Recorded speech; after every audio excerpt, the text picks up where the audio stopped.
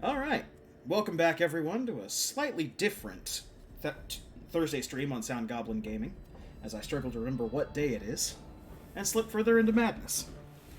Uh, Today, we are going to be taking a look at the lore of Warhammer 40,000 to catch you up on how things got to Tech Heresy, Ancient Tombs, and certainly not everyone is evil.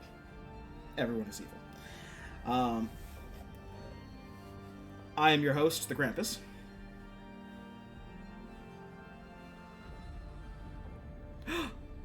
Knew this place had Tyranids.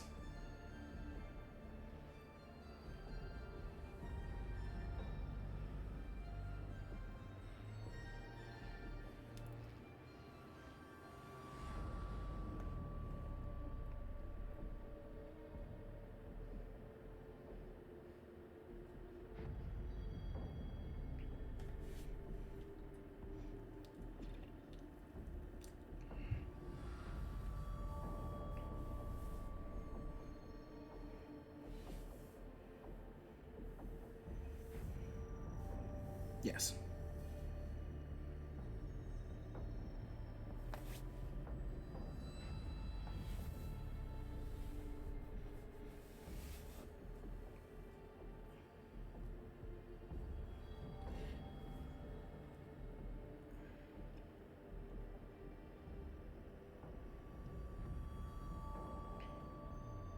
Yes.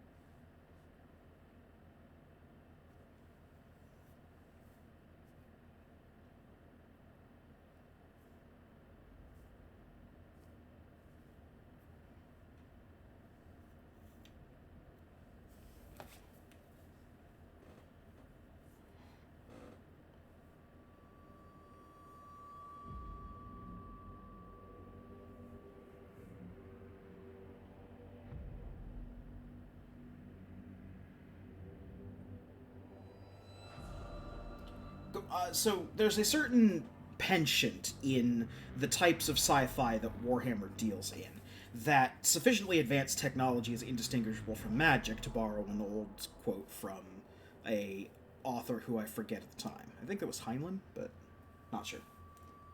Clark. There, I knew it was one of the big wigs in old sci-fi. But that being said, the type of stuff you get from this age of technology, when it appears in the lore that we're more familiar with, is just flat out bullshit magic. It can do impossible things as easily as you or I live or breathe, and even starting to understand it is kind of an impossibility for all but the most devious and twisted of minds.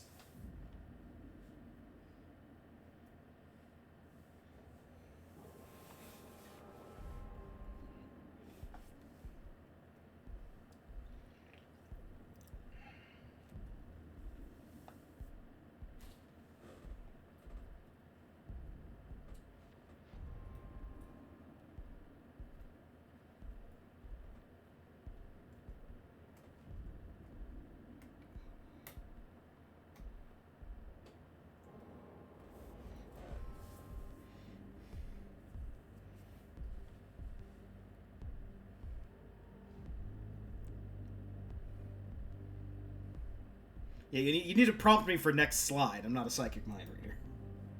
But these are psychic mind readers! Haha!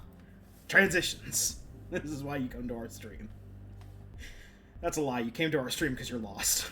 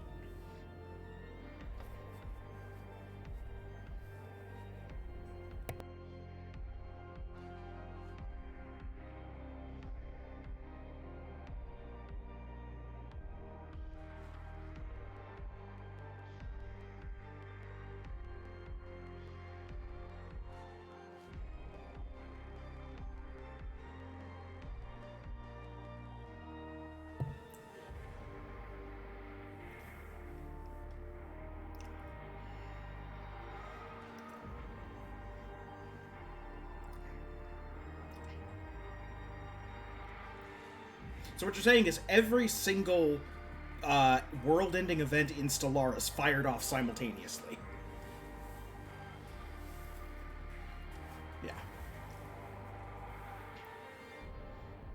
Yeah. Next slide. Next slide, boss. Yeah. Okay.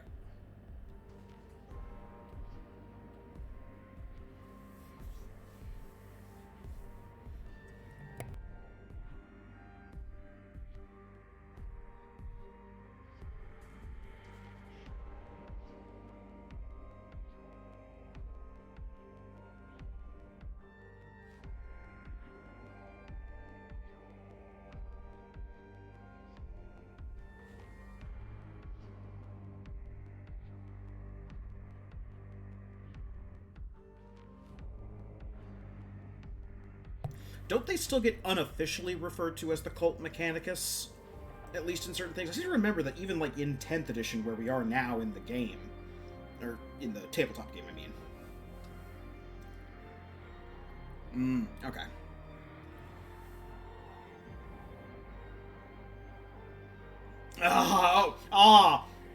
The Great Legal Sundering. I did forget about that.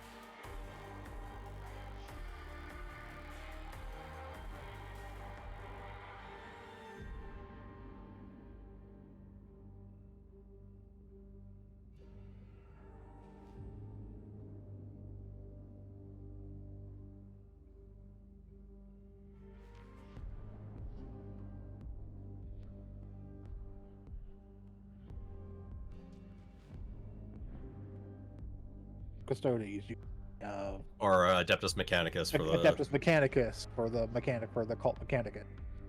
Or you can Arum for Imperial Guard. This is Adeptus Roritas for City Battle, and so on. Yeah. They use Horrible Foe Latin for 40k, which is much preferable to what they did for Age of Sigmar, which is come up with stupid names no one will ever use.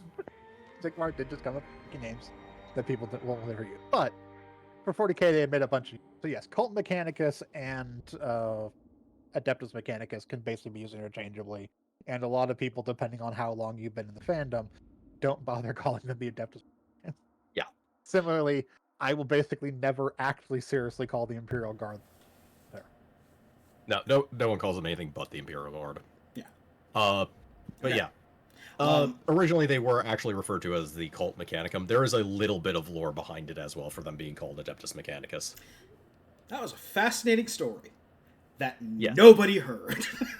So, here's where I admit that I only just looked at the Discord settings and forgot, because I have not streamed for an age, that if you change which chat window you're looking at in Discord, then it stops recording audio, and I only just fixed that. So we got that's why I never called them Astra Militarum, and nothing else before that. Alright, let's rewind back to the first slide. This is why you come to Sound Goblin Gaming, everyone, because you got lost, and we're close to the bathrooms. I get to reuse that joke, because nobody heard it the first time. Okay. Okay, so our tale begins with the Dark Age of technology. I'm Krampus, he's Vince, Hunter's here, Shiv's here. Go. Yes. Our tale begins with the Dark Age of technology, back when man started to expand into the stars. By the way, if you're just... yeah. If you're just joining us, we've explained this already, unfortunately only to ourselves. Yeah. Oh, something went wrong. I could never have foreseen this. Yeah, Eldar Yep, hedonism was declared. The robots decided this was the time to go nuts and murder people, and demons and horrible shit started popping out of the warp around, through, or possibly inside of Psychers. Yes. So yeah, this basically led to an apocalyptic collapse of human society, which was also also Warp Storm. Warp Storm that basically kept everyone from communicating with or traveling to each other. That's the problem when you rely on all of your FTL travel and communications through the Hell Dimension. Yep. Okay, back to the slide we were talking about. All right, back to the slide we're talking about. Yes, we were talking about Unicron. Yes. Any case, during this period, Mars had a lot of war, which eventually culminated in one faction winning, the Cult Mechanicum, who worshipped machines and actually set up some rules, some really important rules that we will go over later, that are certainly never broken. Do these rules have anything to do with the fact that they have what looks like technological landmass in the shape of a fucking skull? Okay, shapes of skulls are common in basically every faction of You just 40k. gotta To remind accept you the that skull. all of them are baddies. You see, I understand that on small scale. You That's know- a bit fucking out there, okay? You know, I'm not even sure they did it intentionally. I think they were just kind of designing the place. They're like, yeah, this place could use like a kind of rounded triangular pit. And then later on, they're like, hey, Dave, look, we made a freaking skull. Oh, yeah, and they slap mechadendrites together. Look, it's too hard to go close to the planet and see people wearing the skulls, turn the baddies, so you have to put a giant skull on the planet, so you can just tell the glance. Well, you see, they saw Olympus Mons and said, no, that's not big enough. We're going to make a skull that they can see from orbit. We will actually put a face on the moon, or on Mars, and it will be a skull. Okay. But yeah, after the Civil War ends, the Cult Mechanicum spreads across the entire planet. Basically, technology worshippers. Now, at this point, a lot of technology has been lost. And the technology they lost was the completely ridiculous stuff of the Dark Age of technology, which can do a lot, let's just say. They may or may not have actually been traveling around and communicating using non-psychic technology, which is not actually currently a thing they can do.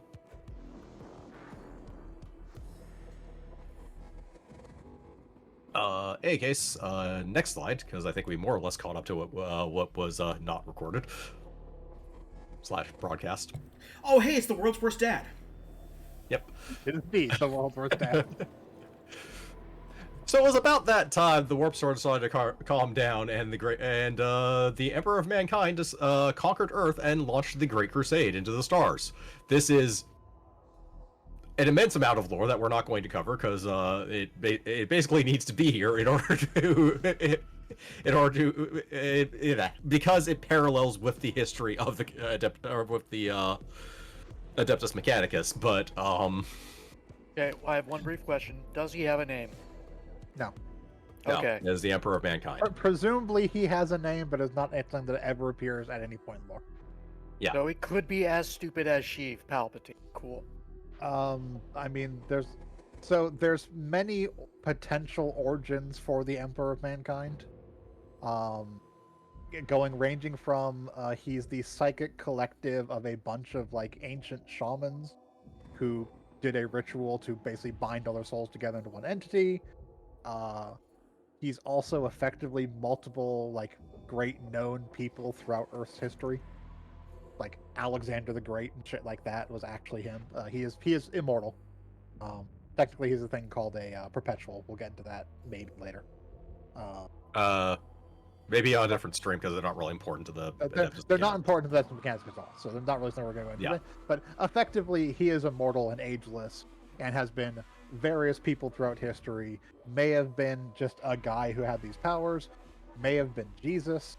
May have been a collective of souls. There's no definitive origin, so there's no definitive name as to. Yeah. In any case, due to everything that went on, he decided, all right, fuck it, I'm just going to be in charge of everything now, because mankind needs something to reunify. And also he can see the future, so there's various plots he may or may not be putting into motion in order to, okay, let's ignore that part entirely. It gets done very quickly. We would basically need to do a whole other video on the Emperor to really cover all the stuff revolving around the... Yeah. But needless to say, the important part to our story is once conquering the Earth, he decides that he's going to reunify the rest of humanity under him. So he launches the Great Crusade. And the first stop from the Great Crusade is Mars, because he needs people who can actually build stuff and maintain it. Besides Besides himself. He is fully Besides capable himself. of making bullshit technology. So. He is. Furthermore, he also doesn't want unrestrained people to make technology, because there can be issues with that. See that Age of Strife thing. Also, furthermore, there are like literally 4 Satans that can whisper in people's ears and like, hey, look at my new invention, this weird television. Oh wait, no, there's a portal to the Hell Dimension. And now we have demons. Weird Satans that whisper in people's ears. Maybe we'll get to Vashtor. It's okay, no, we're not going to talk about Vashtor. Moving on. No, we're not talking about Vashtor. All right, moving on. Next slide. So, when he gets to Mars, the very first thing he does is, instead of getting into a fight with the cult Mechanicum, signs a treaty, and also is declared the Omniscience, the living avatar of the machine god that they worship. He is certainly the Omniscience. Are you going to go over why they call him the Omniscience? Because he does some crazy bullshit when he goes to Mars the first time. Go ahead. Okay, so Mars is as you saw from the planet covered in skulls and everything, giant skull and everything, is a horribly irradiated hellscape due to all the shit they've done to it.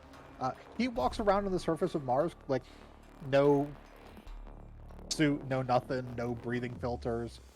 He heals a robot by touching it. Like, literally does lay on hands on a robot and just heals broken parts inside of it. So they have some reason to consider him something. It also kept them both from going to a completely Pyrrhic war they would both neither of them would really benefit from, and instead basically the two empires effectively aligned with each other thanks to this. So basically the cult Mechanicum falls around the Emperor's forces during the Great Crusade, helping maintain stuff, etc., etc. Archivist, I have Which is great, and certainly nothing can go wrong. Archivist, I have a question. Something went wrong, didn't it? I don't know what you're talking about. Archivist and sub-archivist Shiv, I also have a question. Yes. So, it is my understanding that at some point in the lore, the Omniscience was actually a giant dragon that may or may not have been a Necron that was inside of Mars. The Void Dragon may or may not have been inside of Mars. We can talk about that later, because we actually are going over those. We will go over Catan, so we'll talk about that later. Oh, okay, so it's more a Necron thing than a cult mechanics. Okay. But I mean, no, it's it's more of an old weird lore it's thing. Old. It's both, yeah. But we might as well have an overview of what Catan are first before we get to that nonsense. There was a Catan on Mars. We'll get to it later. Got it. Yeah. All right. Next slide. Yep. That's not good. That's Yeah, a very that's not small picture. Let's see what I Yep. You don't have the little fussy buttons to make it larger. can do. No. No, because he's doing it in browser.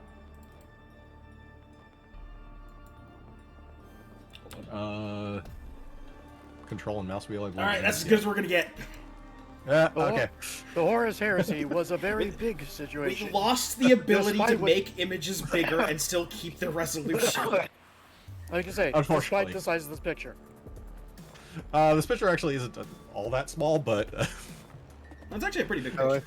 it is a fairly large picture. yeah. It is like a fantastic piece of art they made a long time ago. Yes, it is. So yes, at a certain point, the Emperor decided, okay, you guys continue with the Crusade. I'm going to put Horus in charge as the War Master. I'm going to go back to Earth and do something. Don't ask questions. And then everything went wrong.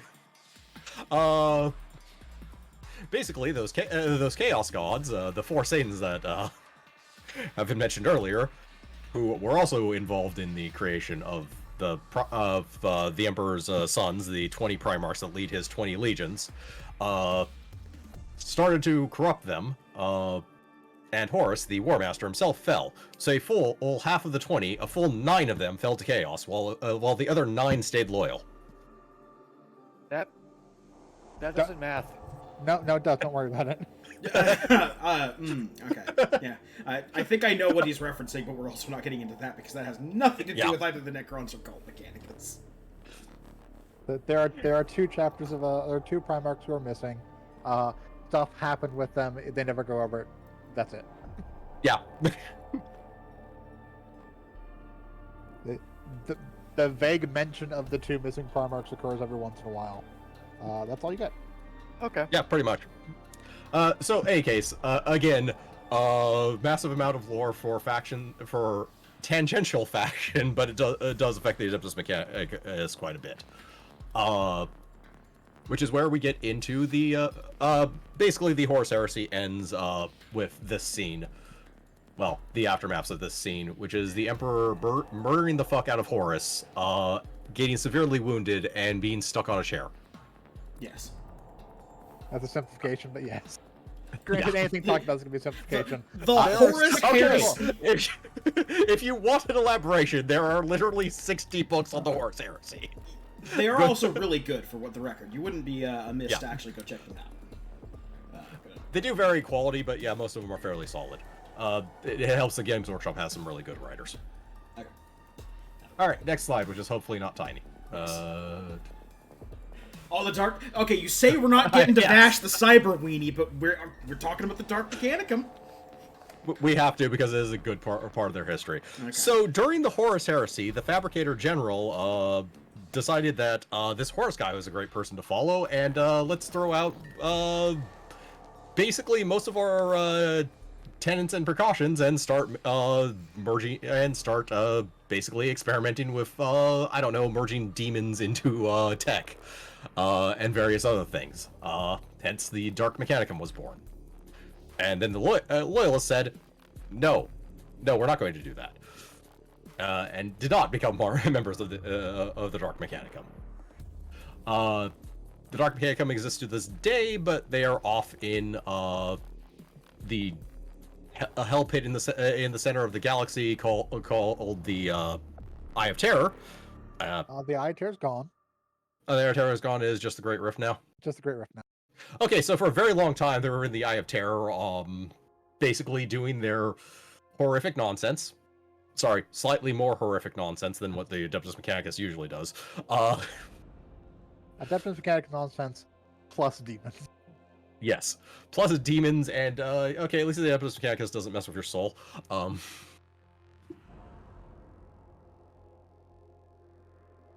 But yes, they basically supply the traitor legions with random equipment for their eternal crusade against the Imperium, etc., etc. Hey guys, next slide.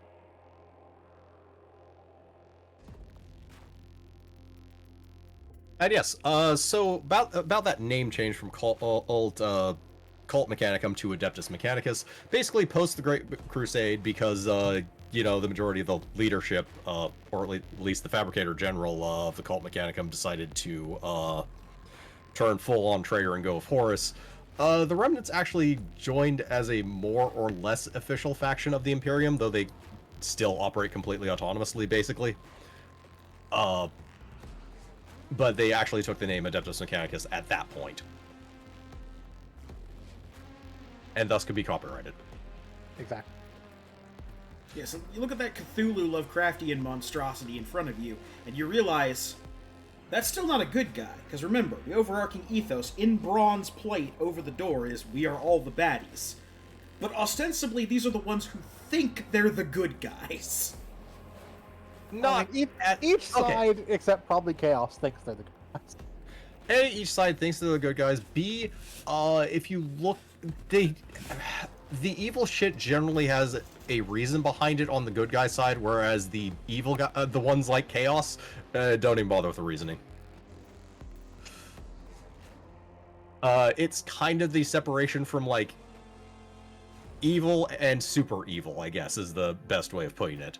A lot of what the Adeptus Mechanicus does is, well, okay, not everything the Adeptus Mechanicus does is evil per se, and there is a decent amount of actual good done in the sense that they actually maintain and build technology. Like, if you need a tractor, the Adeptus Mechanicus will build you a land crawler, named after Arkham Land, the person who rediscovers the STC for the land crawler. Yes, this is stupid. Odd. What if I need a, I don't know, someone to do menial labor for me? We'll get to that later. Oh boy. Actually, no, you just grab a peasant. There's like a billion humans on every planet, or there's billions of humans on every planet, practically. It might actually be cheaper than a servitor. But yeah, moving on.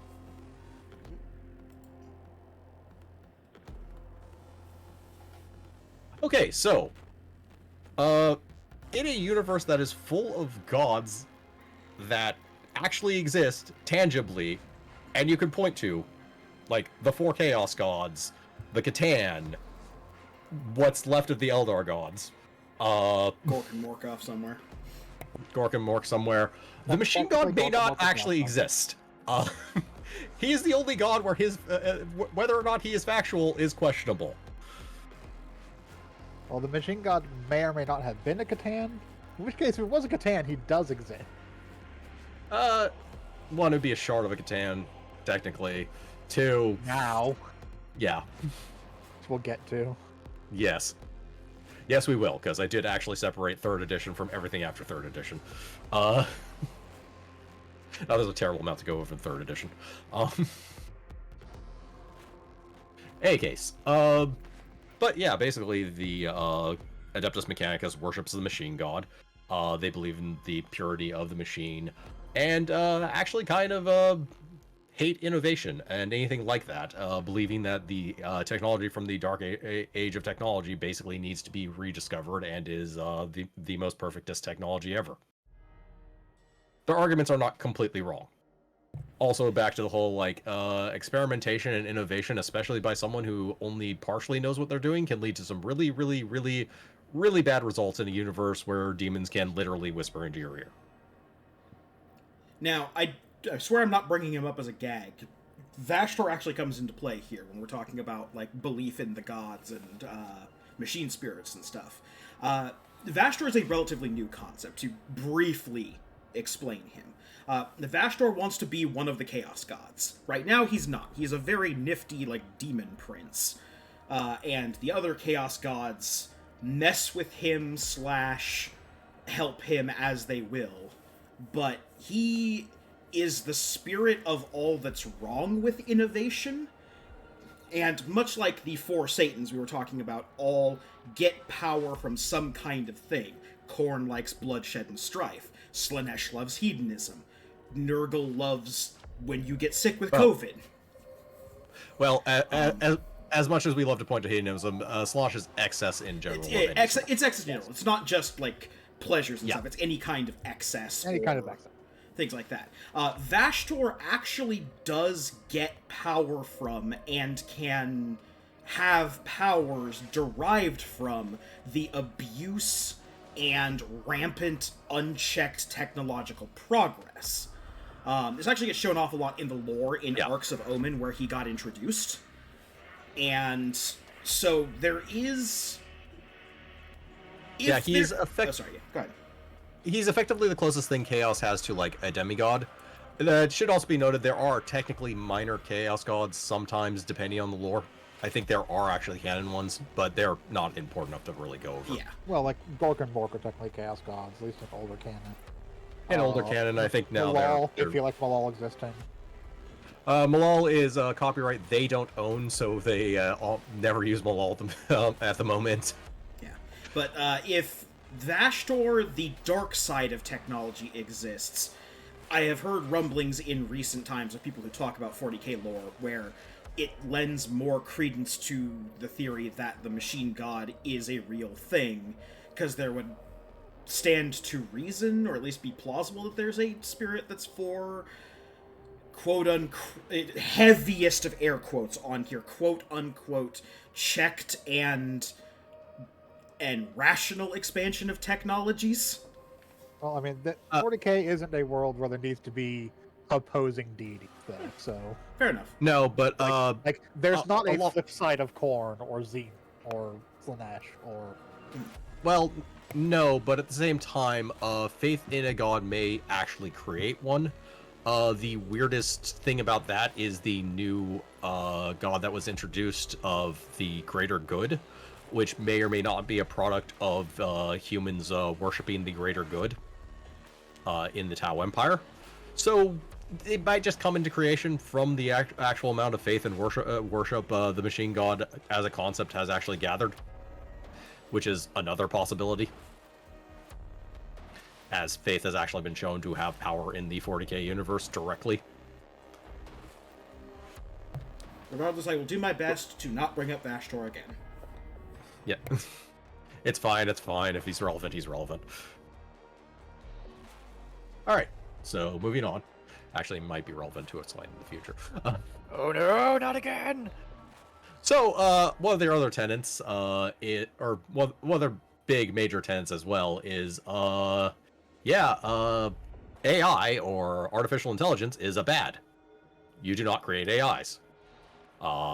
They rebelled and decided to kill all humans, so we're not doing that again. Do you think any society in any written piece of fiction or reality will ever get to the point before AI revolts and realize it's a bad idea? Well, this is actually kind of a remnant. This isn't of the fact that 40k is really, really old and was a bit of black. Was set up as a kind of satirical black comedic setting originally, and thus aped a lot of current sci-fi tropes of the era. The era being like the late 70s, early 80s. One of those being Dune. No, I just happen to notice, like, anytime AI is generally involved. In this particular, I know, and in this particular case, it's because they're aping Dune, basically. Okay. And yes, people are pretty lazy when it comes to that. The inevitable, how long until AI decides it should kill all of humanity? Okay, but what if we didn't have an AI, but our machines had spirits inside of them, which certainly aren't AI, totally different. Nope, certainly not. Actually, they might not be. Back to the, but we got a future slide for that. We'll go. Right. Oh yes, the other forbidden thing when it comes to the major forbidden thing when it comes to the Adeptus Mechanicus, which is covered in the next slide, is xenotech. Basically, don't use alien technology. This kind of goes back to the whole using technology that you don't understand can also be kind of a bad idea, especially since there's a non-zero amount of aliens that have been corrupted by the Chaos Gods, so you know that. Strangely enough, none of the weapons listed here. Yes, strangely enough, absolutely none of these weapons are xenotech. Now, Okay, these are all Dark Eldar weapons, and so they haven't been corrupted by a Chaos God. They are just actively fleeing from one. Ironically, these are probably some of the safest xenotech to use because Dark Eldar absolutely hate anything related to psychic anything. So, as far as using hell as a weapon, none of these probably do. Huh. Mind you, you should be nowhere. You should strive to be nowhere close to anyone who's actually using these weapons. As I think we mentioned something about fate's worse than death. These are the foremost experts at fate's worse than death. Ah.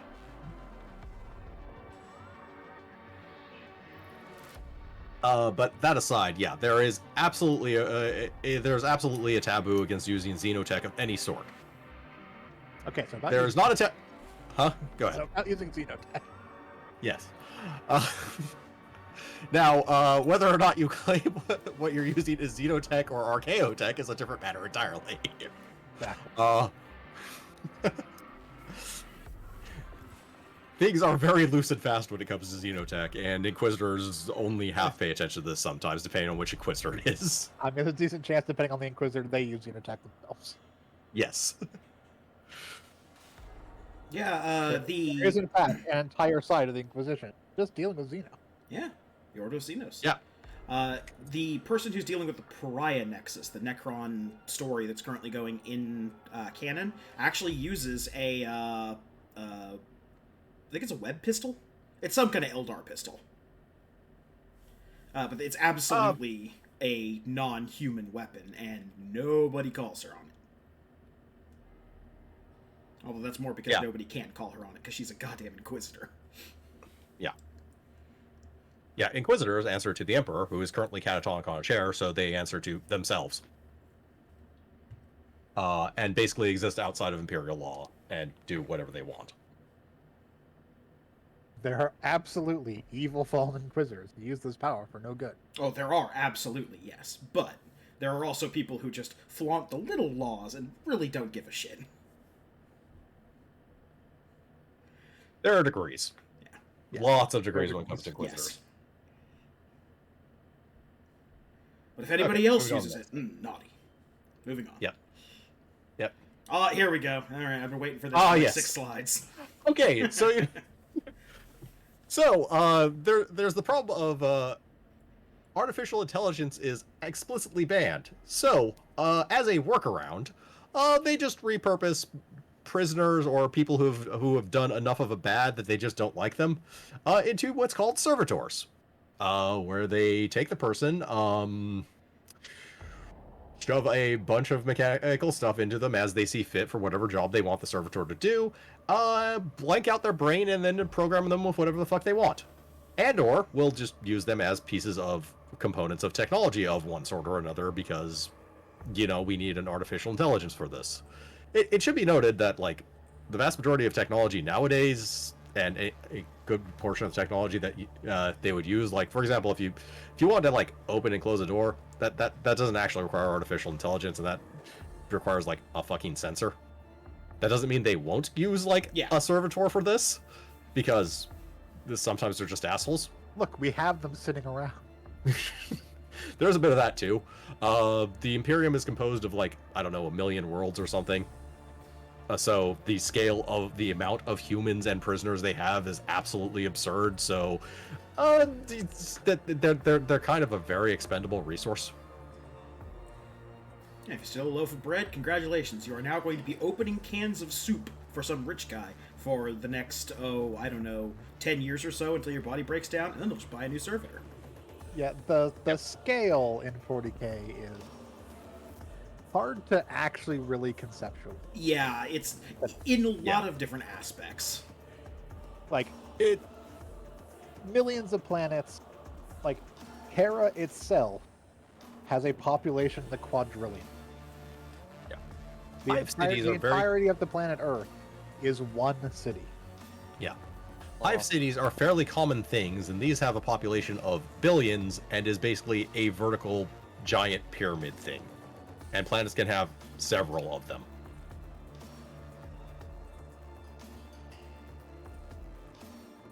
But yes, so the servitor process is actually explained in one book in extreme detail. I've had it read to me. I did not look it up because I would not actually read it on stream because it is pretty horrific, actually.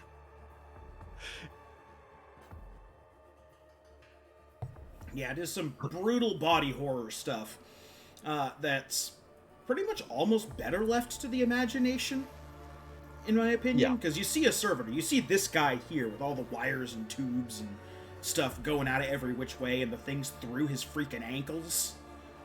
And one can only imagine the process that turned Jim here, who was late on his taxes by a day and a half, into this guy who punches holes in things and or crab claws things.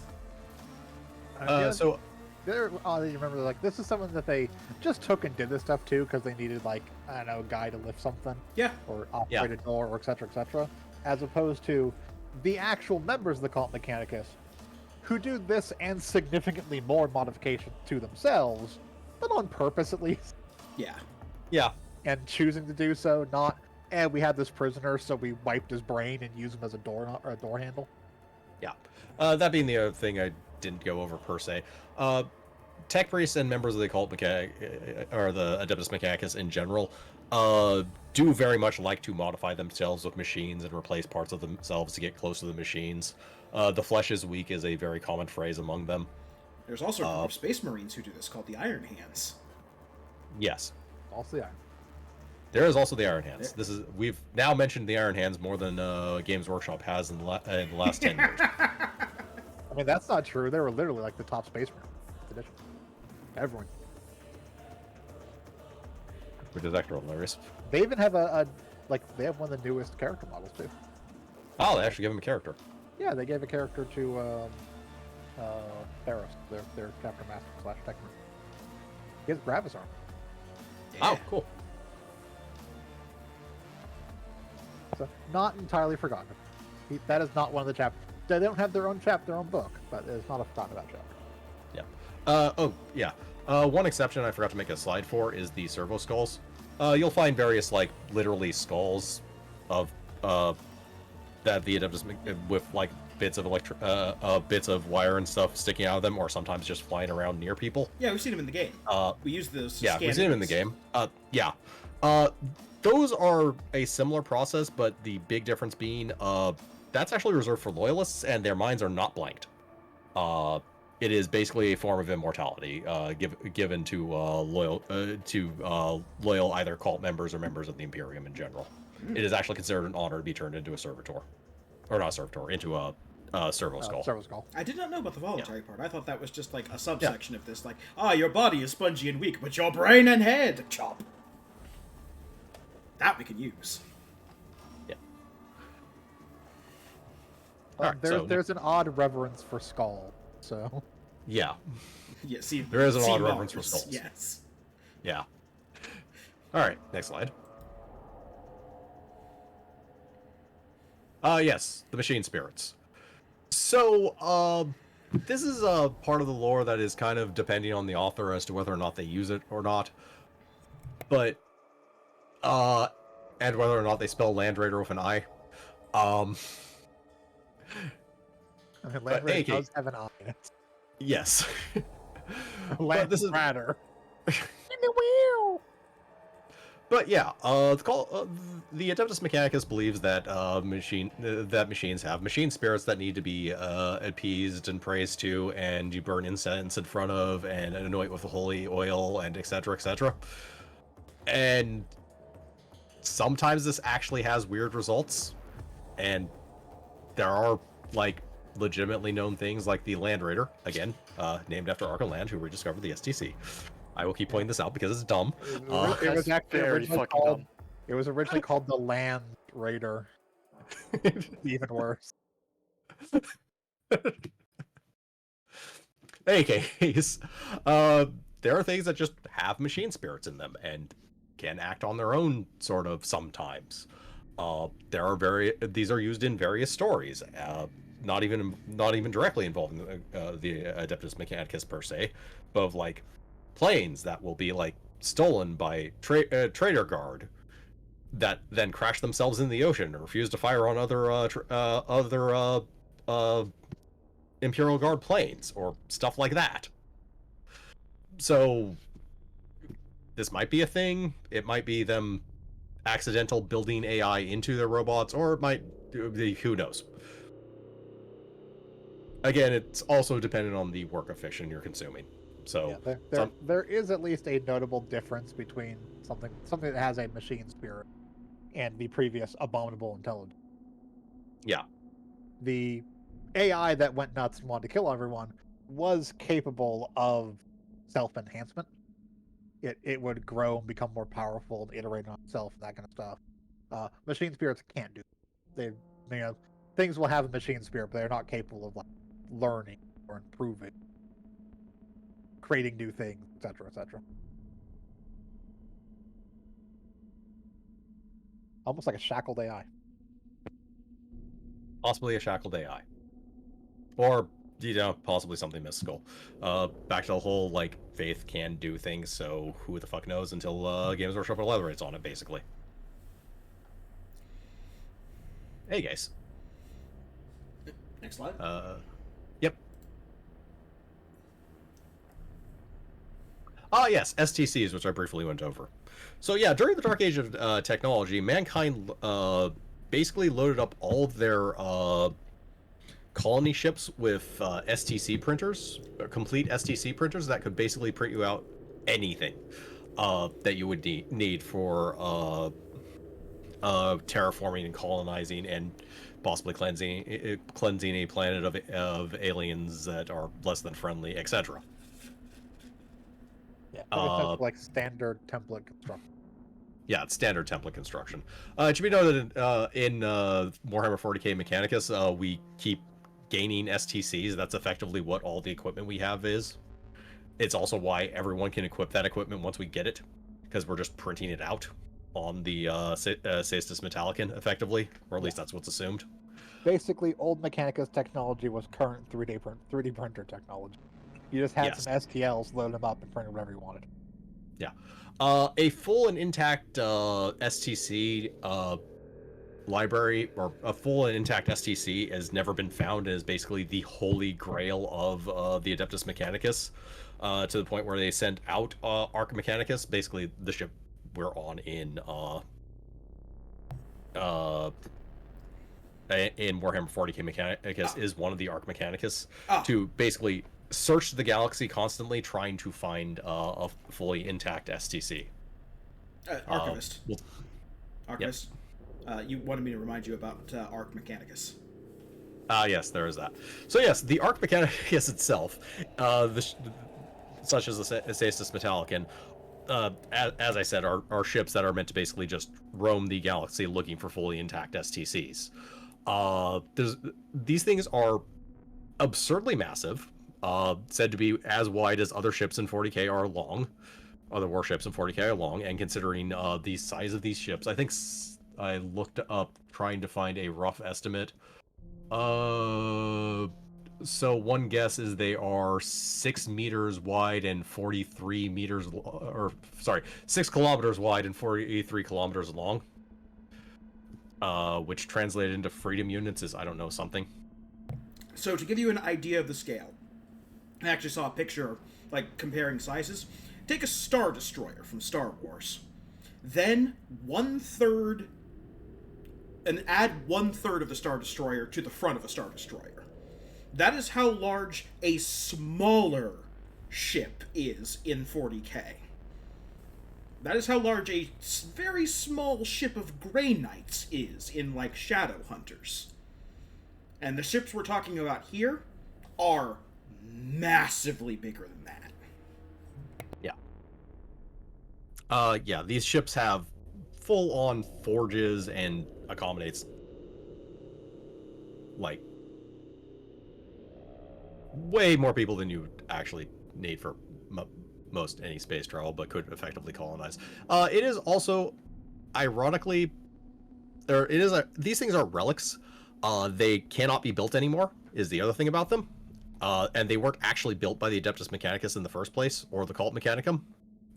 The other irony of this is, at least in one piece of fiction, the Arca Mechanicuses themselves may well have fully intact STCs somewhere on their own ship. And they just don't realize it.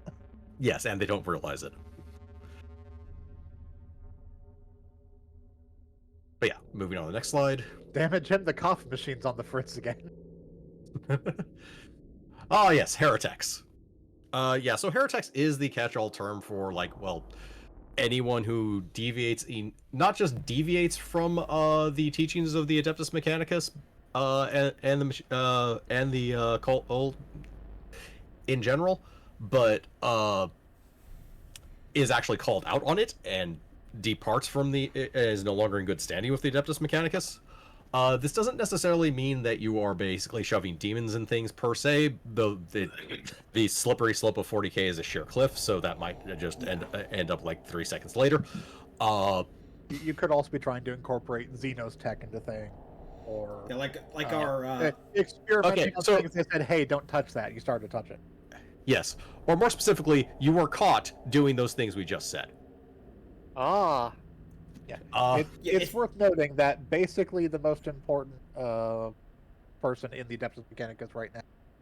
I mean, technically, the Fabricator General will be more important than rank-wise, the but the most fabricator, important person yeah. actually doing shit is Archmagos. God, I'm Yeah. blanking. Belisarius call. Belisarius call. Who He'll come up later. a great portion of the Adeptus Mechanicus does treat him as a heretic. That does not technically, yeah. So heretic is very much a title of a person who they've basically exiled. Just because you are committing tech heresy does not necessarily mean you are a heretic. Yeah, that's or the have thing. committed tech heresy. Based on everything I've read, and haven't consumed like all of 40k lore, but I've consumed, a good chunk of it. Basically, to be branded as an official heretic and get kicked out, you have to walk into the middle of the monthly meeting, drop your robe, and reveal that you're mostly bolted on Necron parts underneath, and then give a signed confession with an audio clip of you doing it to the Fabricator General. Or you just piss off the wrong person. Or you piss off the wrong person. Being branded as a heretic, in keeping with the religious doctrine kind of thing, can also just be used as a cudgel against you to get you kicked out, even if you're not a heretic. And in 40k, that usually means then you very quickly become a heretic, just by necessity, or because now you've been kicked out of the house and mom and dad can't tell you not to make a whole pack of bacon at once. The bacon is tech heresy. oh, okay. Yeah. Yeah, again, the slippery slope in 40k tends to be a sheer cliff.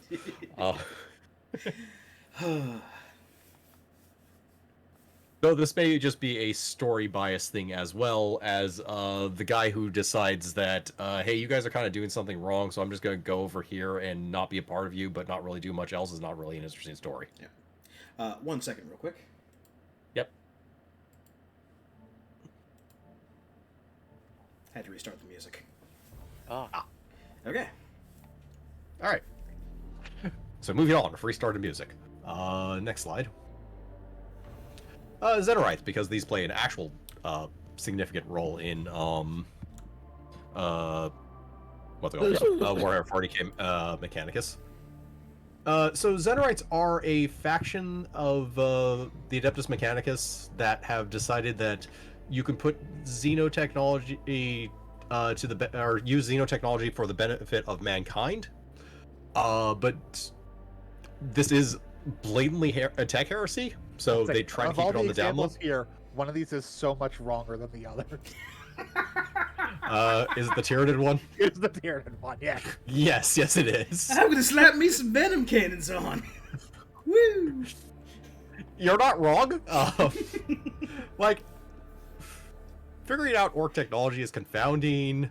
Eldari technology has a decent amount of psychic to it, so it's not exactly the safest thing in the world. Tyranid technology is basically inviting planetary annihilation. Aw, spoilers. Openly. There's our apprentice in 3 missions. Father, are you proud of me? No. But yeah, now again, because being a tech heretic actually requires you to be labeled a tech heretic, being a Xenorite doesn't necessarily make you a heretic. Even though you are kind of probably committing tech heresy. It only applies if someone calls you on. Yes, it only applies if somebody calls you on it and can call you on And it. if you're powerful enough, they can call you on it all they want. Also, when it comes to certain technology like Tau and Necron, you can just not make it look like a Tau or Necron weapon, call it Archaeotech and be good. Because no one actually knows what humanity lost, or everything humanity lost. Oh, I have this pulse rifle. It fires a plasma bolt. Yeah, we have plasma bolts, whatever. Yeah.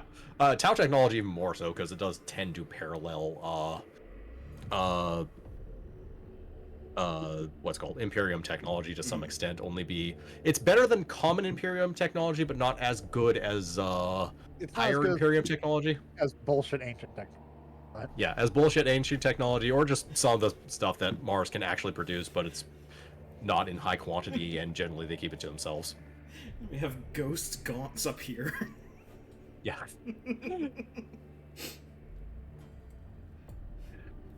Yeah, Tyranids, by the way, if you've ever heard of the Zerg, they were based on the Tyranids. An unfeeling biomass that exists only to eat everything in its path without remorse or cessation. And led by a single psychic entity that links their entire species, which means there's a decent chance you start jamming random Tyranid bits inside yourself. You're going to turn yourself into a beacon for the hive mind. Well, okay, you're pretty much guaranteed to be screwed if you start messing with anything resembling gene stealers.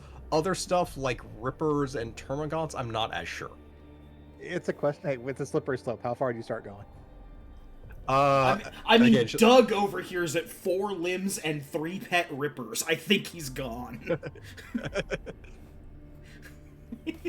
Well, technically, none of those parts look like they came off of a gene stealer.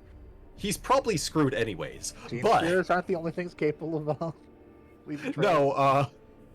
No, considering those lines look like they came from Tyranid warriors, which are absolutely synaptic creatures and therefore communicate with the hive mind psychically. Yeah. Hey, any case, again, I mentioned them because we actually do have the Xenorites popping up in Mechanicus, both as heretics and as members of good standing within the Adeptus Mechanicus. Actual members in good standing generally don't make it obvious that they're Xenorites. Even if you could guess it from a mile fucking way. Yeah. I do have to take a second as an aside and comment on something in the picture you've chosen. The idea of the Orc Xenorite, because the last line is basically like them realizing, no, the real tech heresy is the friends you make with cybernetic implants along the way. And jamming cybernetics into an orc brain to control an army of them. Look, you don't even need to jam stuff into an orc brain to control an army of orcs. You just have to show that you're the biggest, best. Yeah, you just have to headbutt the war boss. I mean, you're not wrong, but... It's actually not a joke. If you can prove you're better than the war boss, you're the new war boss, and they'll do what you say. Orcs don't give a shit what they're fighting, and they don't care who they're fighting for. They just want to fight. Yeah, exactly. Orcs are the simplest faction in 40k, actually. Okay, sorry about that. Although we will be mentioning them later, but not for very long. I did have to just point out the making your own boys group. Yeah. Alright, next slide. Yep. Okay, yeah. Hey, look, it's Belisarius. I was gonna say, I do believe this is Belisarius' Call. And now we're in a section where we go over all the important characters within the Adeptus Mechanicus. This guy. There he is. So this is Belisarius' Call, a character that didn't actually exist until, when did the Dark Imperium start? It didn't exist until I started doing the whole let's bring Primarchs back. Yeah, basically. So make Primaris Marines so we can start copyrighting. Yes. So he is relatively new chronologically within the current era. He is actually very, very old. So tech priests can expand their lives because expand their lifespan because they replace a bunch of stuff that goes wrong. Is gone. It is worth most of the noting physical that stuff is wrong. it is worth noting that this isn't exclusive to tech priests. Most humans, if you're even remotely important or If you wealthy, have the means, can live centuries. yeah. Yeah. But tech priests take it to another level and can live for And an then, obscenely long time. So most tech priests die after about 1,000 years and basically go insane. Yeah. Belisarius' Call has been around since the Horus Heresy 10,000 years ago. Yep. He has, however, mind-wiped himself a few times, And partially to deal with that. several other people. Yes, and fused with several other people. Belisarius' Call was given a really important task by Rabute Guilliman in order to make improved Space Marines, which he did. 10,000 years, we got it done. Yeah, 10,000 years he got it done.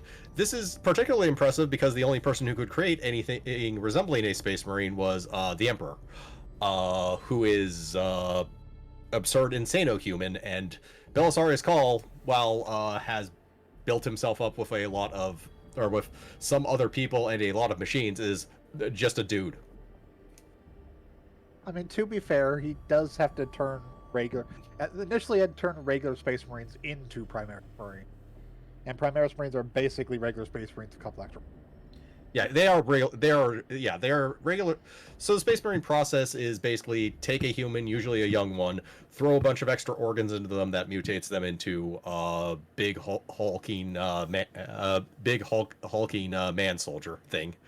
Belisarius came up with a few extra organs of his own in order to improve upon that process. Yeah. It is a process that is referred to in the lore as, I believe, crossing the Rubicon. Yes. Yeah, crossing the Rubicon Primaris. Is the euphemism people use. It is also safe now. Originally, it was not the safest thing in the world because basically they had to kill you as part of the process of actually inserting the other organs and basically revive you. They don't have to do that anymore. But early Primaris things were like, hey, do you want to become a Primaris Marine? We can do it to you. You may die, and we may not be able to... You will die, and we may not be able to bring you back. Yeah. And of course, most Space Marines being like the extreme 20 out of 10 macho men stereotype are like, I'll take those odds. Put me on the slab.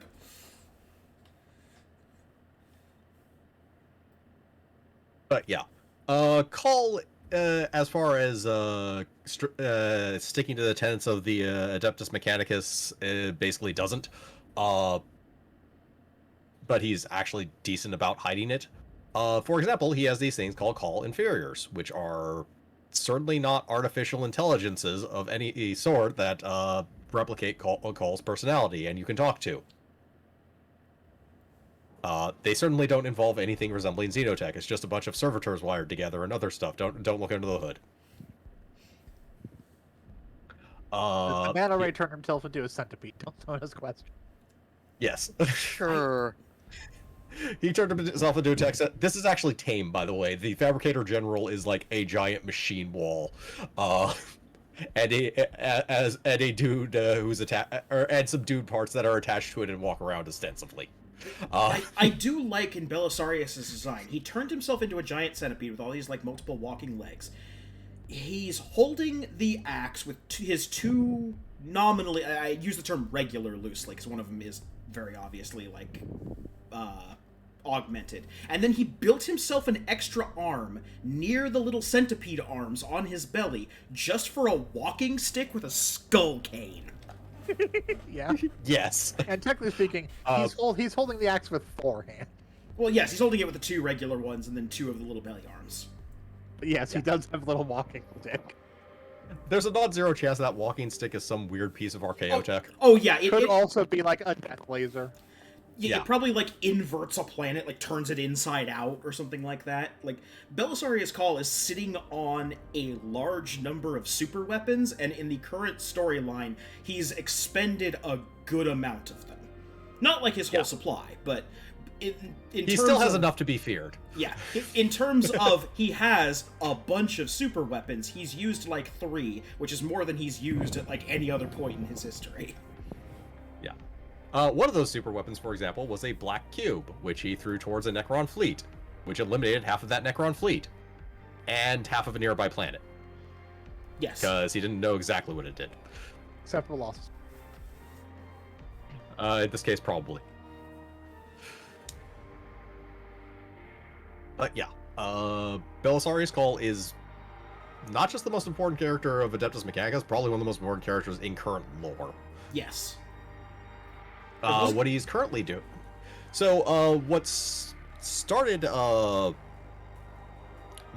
current basically story arcs of 40K was the Eye of Terror, basically when the Eldar fell, a large portion of, or a part of the galaxy was mixed with the warp, the Immaterium, and basically kind of became a half physical, half immaterial hellscape, and all the worlds in there went to utter shit.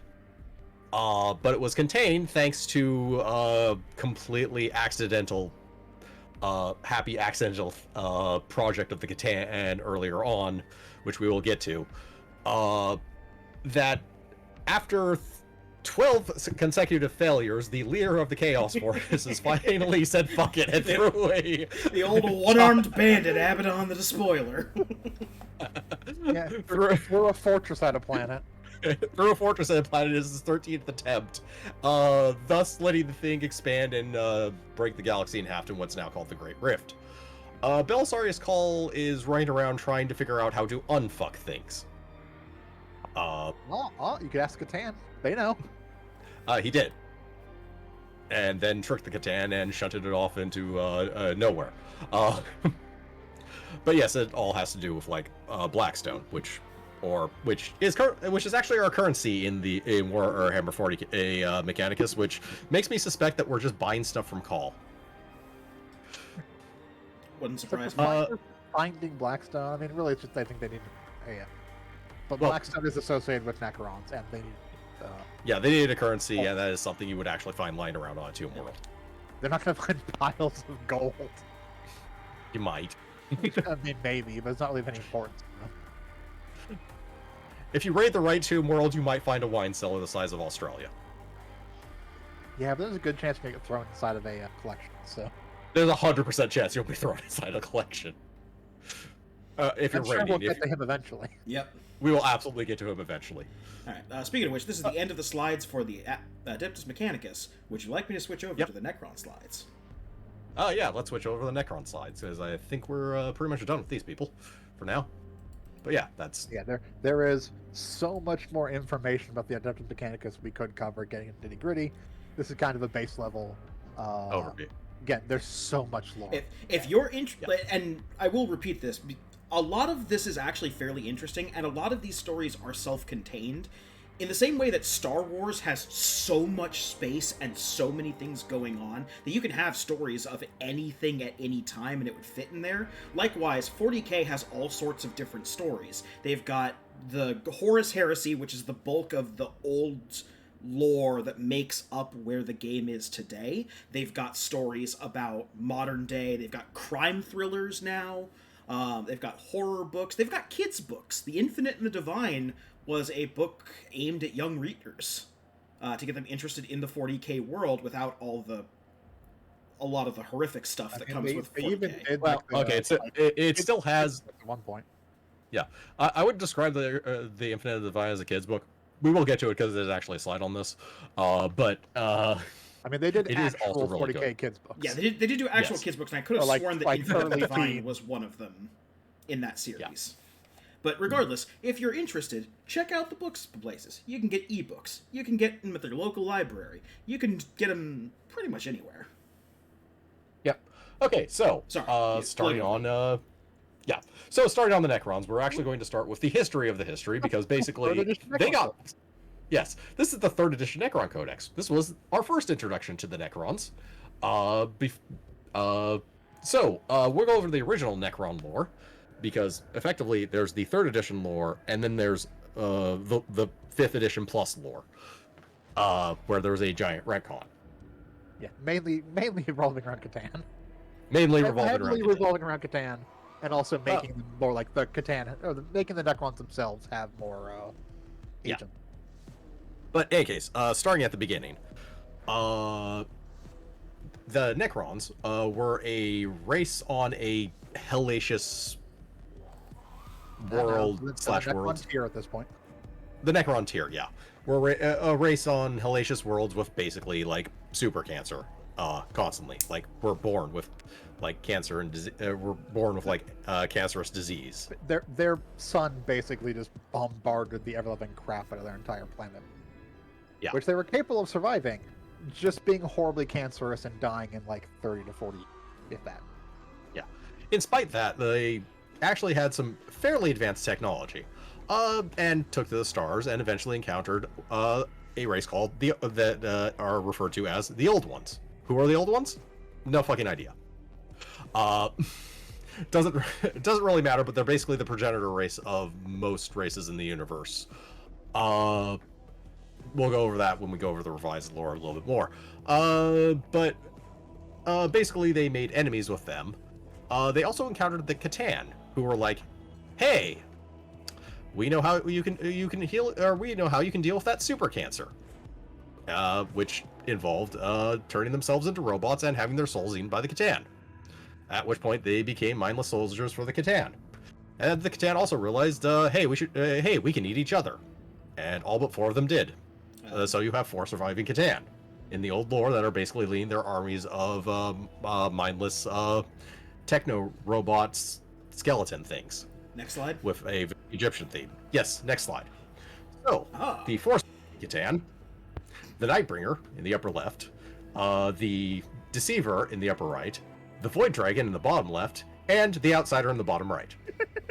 You could have also put a picture of the Dyson sphere there if you wanted. That would also be valid. Should we know we didn't even have pictures of the Void Dragon until later. These are actually the 4 most important, or okay, the 3 most important Catan. These are the 3 most important Catan. The Outsider's still not. Technically, there's one more important Catan, and we'll go over him later. There's a couple important like lore Catan that do various. There are important lore Catan, but these are the ones they bothered to make models for. That should tell you how important they are. Yeah, I didn't use the models because these pictures look better.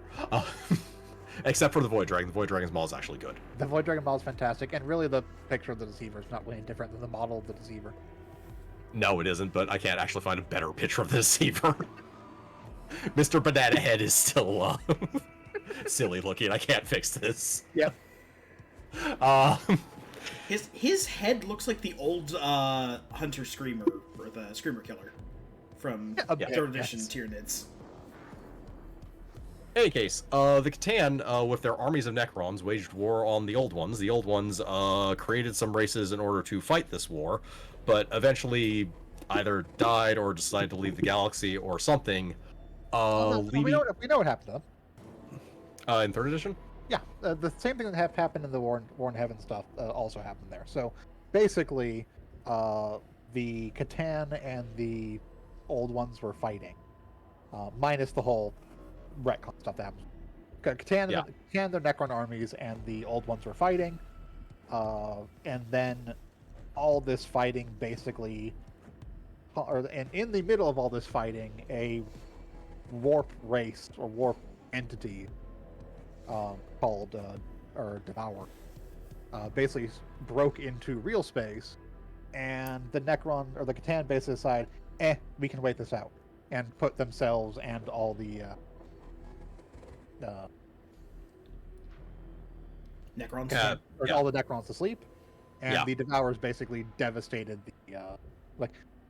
the Old Ones were already losing the war against Catan, and then were basically devastated by the Devourers. By the way, when earlier on, when Archiver Vince mentioned creatures from the warp that can turn people into portals, or basically mind control a bunch of people, then turn them into portals, that would then summon more of them to turn more people into portals. That's what the Devourers did. Yeah. Should be noted, and quite ironically, they wiped out the remaining Old One. Yeah. The Devourers or Enslavers, I think they're also Enslavers, Enslavers. Yeah, or Enslavers. Okay, yes. It is the Enslavers, yeah. Yeah, the Enslavers. That's right, the Enslavers are actually it should be noted, those aren't a sentient species. No, they just came out of the warp and basically started turning people. Yeah, they're also not demons, they're just warp entities. Yeah, there's warp entities. Yeah. But yeah, effectively, all the Catan went to sleep. Yeah, for about 65 million years. When we talk about the retcon Catan stuff, that is still how the actual end occurred. And the old one out. Yeah, the sleep is a little bit different. That part is it changes, but in any case, everyone nopes out, and effectively the Eldar and Krox, which eventually degrade into orcs. So we mentioned that they made a bunch of races. They made races like the Eldar and the Quark and humans and numerous other races. The important ones you noted here were effectively the precursors, the orcs, the Eldar. Yeah. They may or may not have made the humans. It actually depends on the lore. All right, I will be right back. Yep.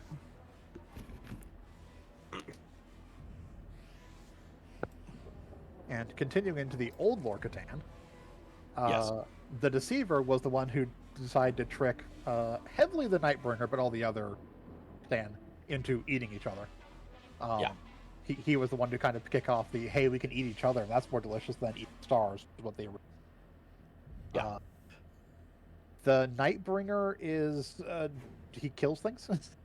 He kills things. He's ostensibly has eaten the most Catan and is probably the most powerful of them. He has eaten the most powerful, and is such an entity that you'll note that he has very atypical look of like a Reaper-like figure. Yeah. In lore, various races view like death in the form of a Reaper like that because of the Night. It is basically imprinted on existence to a particular point. There is a thing about that, but it is new lore, so I will It is save new it for the lore. new We'll lore get there. section. Yeah, we will get there. So in the old lore, also the Void Dragon. Yeah, just scroll down. He's on Mars. Yeah, he's on Mars, and maybe the reason why the cult Mechanicum even formed in the first place, because the Void Dragon is very much kind of a Catan of technology. Yeah, there is old lore that basically had the Emperor fighting the Void Dragon and imprisoning it on Mars. There's also old lore of some members of the Mechanicus finding out what the Void Dragon actually was and then ripping out all their implants. You saw how implanted some of those Cult Mechanicus members could be. You could see how this would be a serious thing for them. And of course, the Outsider. He's in a Dyson sphere. Yeah. Here are the interesting things about the Outsider. He exists. He's over there in a remote part of space, separate from everything else, in a Dyson sphere. Tyranids actively avoid it. That is the extent of the information we have on him, no matter what form of lore we're going with, or no matter if we're going with old lore or new lore. That's all we know. Yeah. I'm going to get a drink, so we'll pause for a minute. Indeed. Yeah. As an aside, while they're going to get a drink, I am thoroughly tickled by the picture of what appears to just be 2, maybe 3 Space Marines shooting bolters at a Catan. That is accurate to when they first encountered the Night. Okay. So since we'll go over some like deeper into specific old book stuff. So when the 3rd edition Necrons came out, one of the like stories in their codex was basically before like the Imperium knew what the Necrons were. They were just exploring like a dead world and found these tombs on it, and they were exploring these tombs. And in the process of exploring the tombs, they accidentally opened up a casket that happened to have the Nightbringer inside of it. And everyone died because they had the Nightbringer inside of it. This is when they were full individual Catan and not shards like they are. Well, okay, they were Catan inside Necrodermis. In Necrodermis bodies, yeah. Yes, as opposed to just being shards of themselves. Yeah. Which we'll get to in a bit. Let's see. Sorry, I was feeling the dead air, just commenting on the... But yes, and in general, in lore, Space Marines firing bolters at Catan, basically pointless. Yeah. Borderline, yeah. You can penetrate Necrodermis with enough bolter shells in the sense that you can kill things with enough a good deal of things with enough concentrated lasgun fire. You need a lot of it. I mean, like on tabletop, sure. In lore, I don't think conventional weapon are really capable of harm. Ish. Again, if it's strong enough, it can to penetrate the Necrodermis. You can. It won't harm the Catan per se, but they'll have to go get a new body, basically. I do appreciate most of the games that have the Necron in them, and by that I mean like the Dawn of War, original Dawn of War games, and that's it. For just sidestepping the issue and just not having Catan shards in them. You got most every other unit that's common to the Necrons. Most of the ones that we've seen in Mechanicus. They just never fought a Catan shard in that game. I mean, which makes sense. Like that would have been old lore. So there was only 3 of them, or 4 of them. 3 of them, realistically, 2 of them active because the Void Dragon was still in prison on Mars, and the Outsider doesn't do shit. So if they were going to bring a Catan in, it would have to be the Nightbringer or the Deceiver, and it would have to be the Nightbringer or the Deceiver. You can do more stuff with Catan in the current lore because of the way they wreck. They are still bonkers powerful. The other thing that the new lore did was actually make it semi-feasible that a Catan gets fielded in something, because in old lore it didn't really make sense that Catan were ever fielded against anything, Yeah, because exactly. There's two of them. The power scaling of Catan compared to basically everything else in the 40k universe is kind of bonkers. Yeah, it's why the old character models for Catan, while fairly powerful things, were basically, no, this is just a Catan in a necrodermis shell, so it can be contained within a physical form, which gets even weirder when we get into what Catan actually are. Because like when we get to probably chatting about the War in Heaven in a bit, you know how earlier we talked about Dark Age of Tech, or before the Dark Age of Technology stuff. Or the Age of Strife, they had the Dark Age of Technology, and all sorts of crazy nonsense technology when the technology is indistinguishable from magic quote came out. Yeah. Catan original, or like the Catan tech they used in the War in Heaven is basically the Dark Age of Technology tech looks like regular tech in comparison. Wow. Yeah. Damn. All right.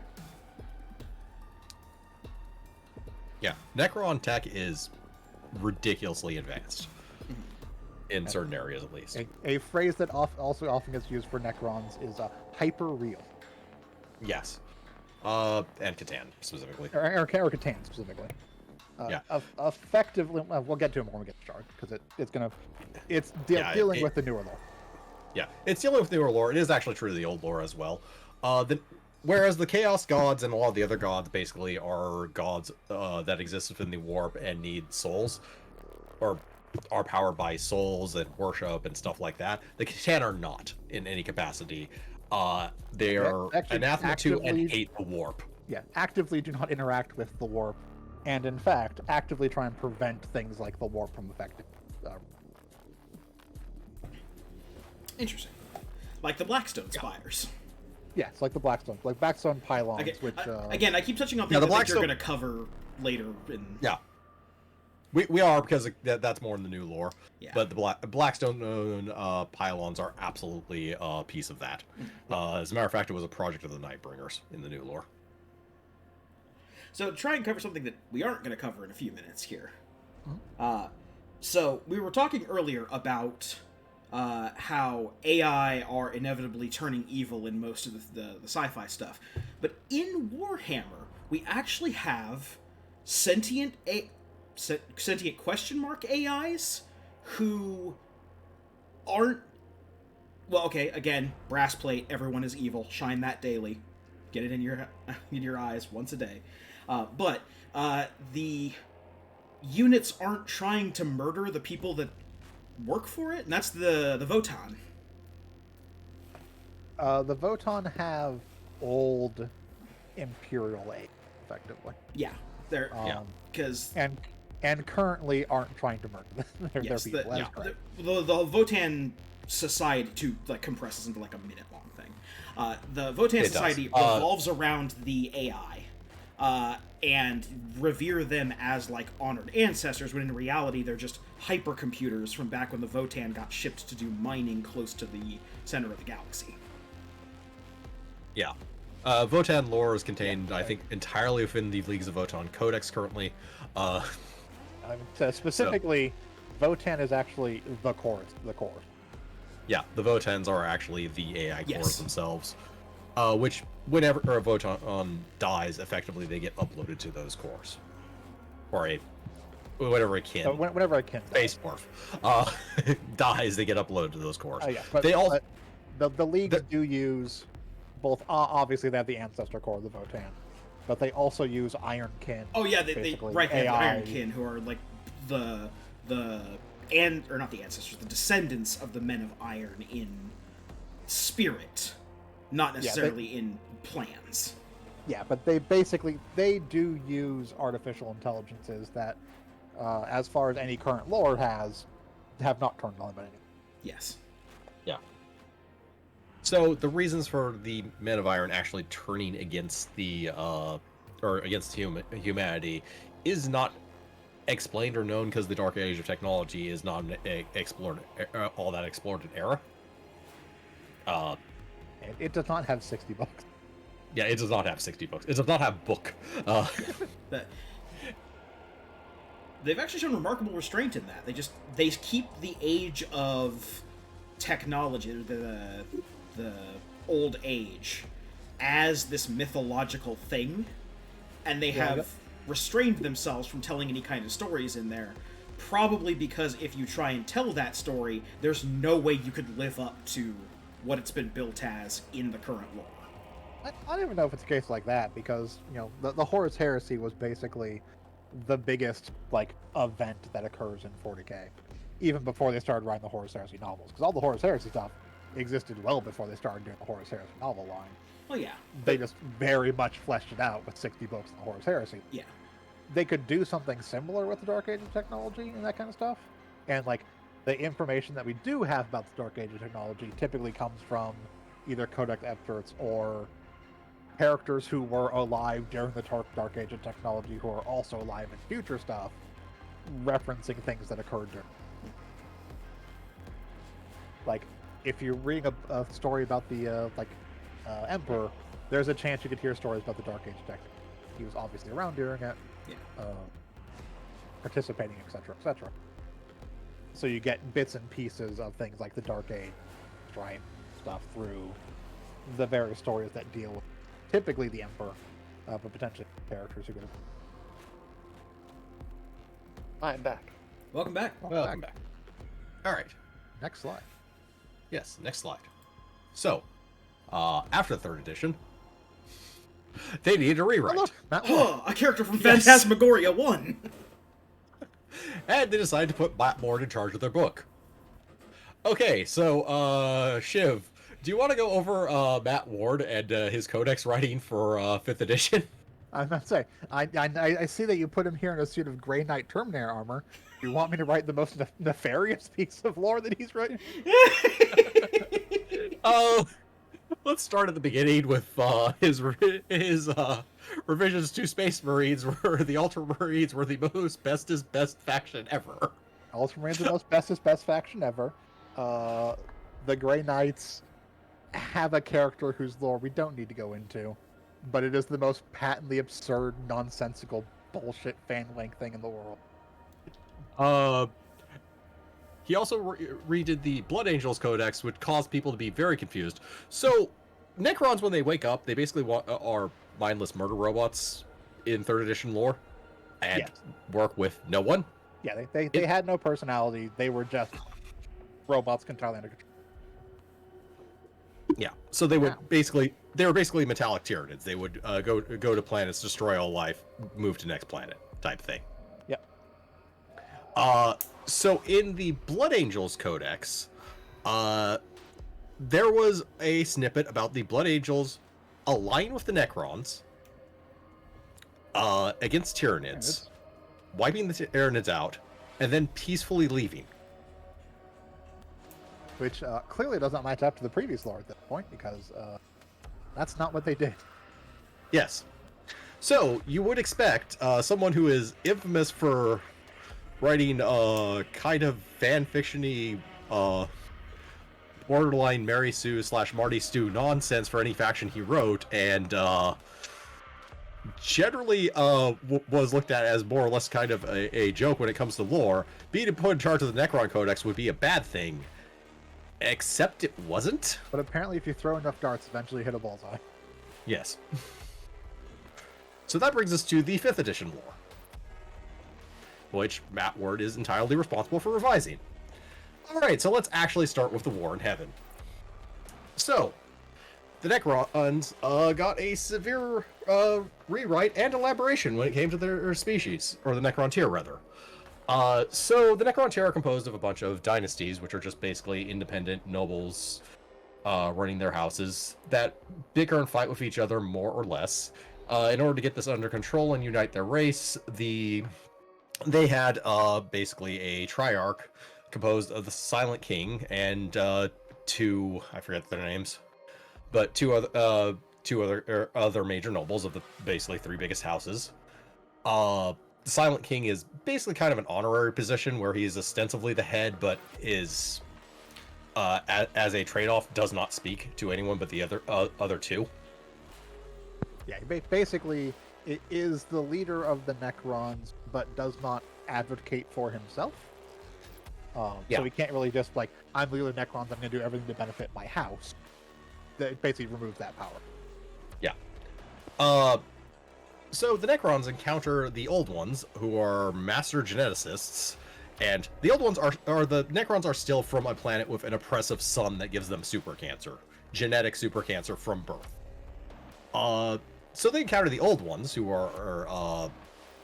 have very superior genetic technology and are able to create races. Ask them, hey, can you give us like immortality, or at least cure us of our super cancer? And they say no. And the Necrontyr respond by for some reason. yes, because they're assholes for some reason. So the Necrontyr respond by declaring war on them, and they lose badly. Meanwhile, the Necrontyr were noticing this weird phenomenon where there's just things like siphoning power away from suns. They eventually realize these are sapient beings and start communicating with them, and kind of build them bodies. These are the Catan, the Star Gods, or the gods of the Necron race, who say, hey, we've got an idea that will help you power up and actually take on the Old Ones. All you need to do is this thing called biotransference. It'll also be a pesky, horrible radiation problem. Absolutely nothing will go wrong from doing this. So something went wrong, I'm assuming. Yes. As a matter of fact, move on to the next slide. Okay. They were so nice to make you magic cards for all of your salient talking points. Yes, it is very helpful. So, biotransference, which was made up by a Catan whose name I forget, because he literally is, this is the one thing he invents, and is not actually important to the lore past this. But yeah. Biotransference, I think, was the deceiver. What's this? I know the deceiver convinced them of it. Oh, okay. Yeah, it doesn't help when it's actually Catan names. Let me double check.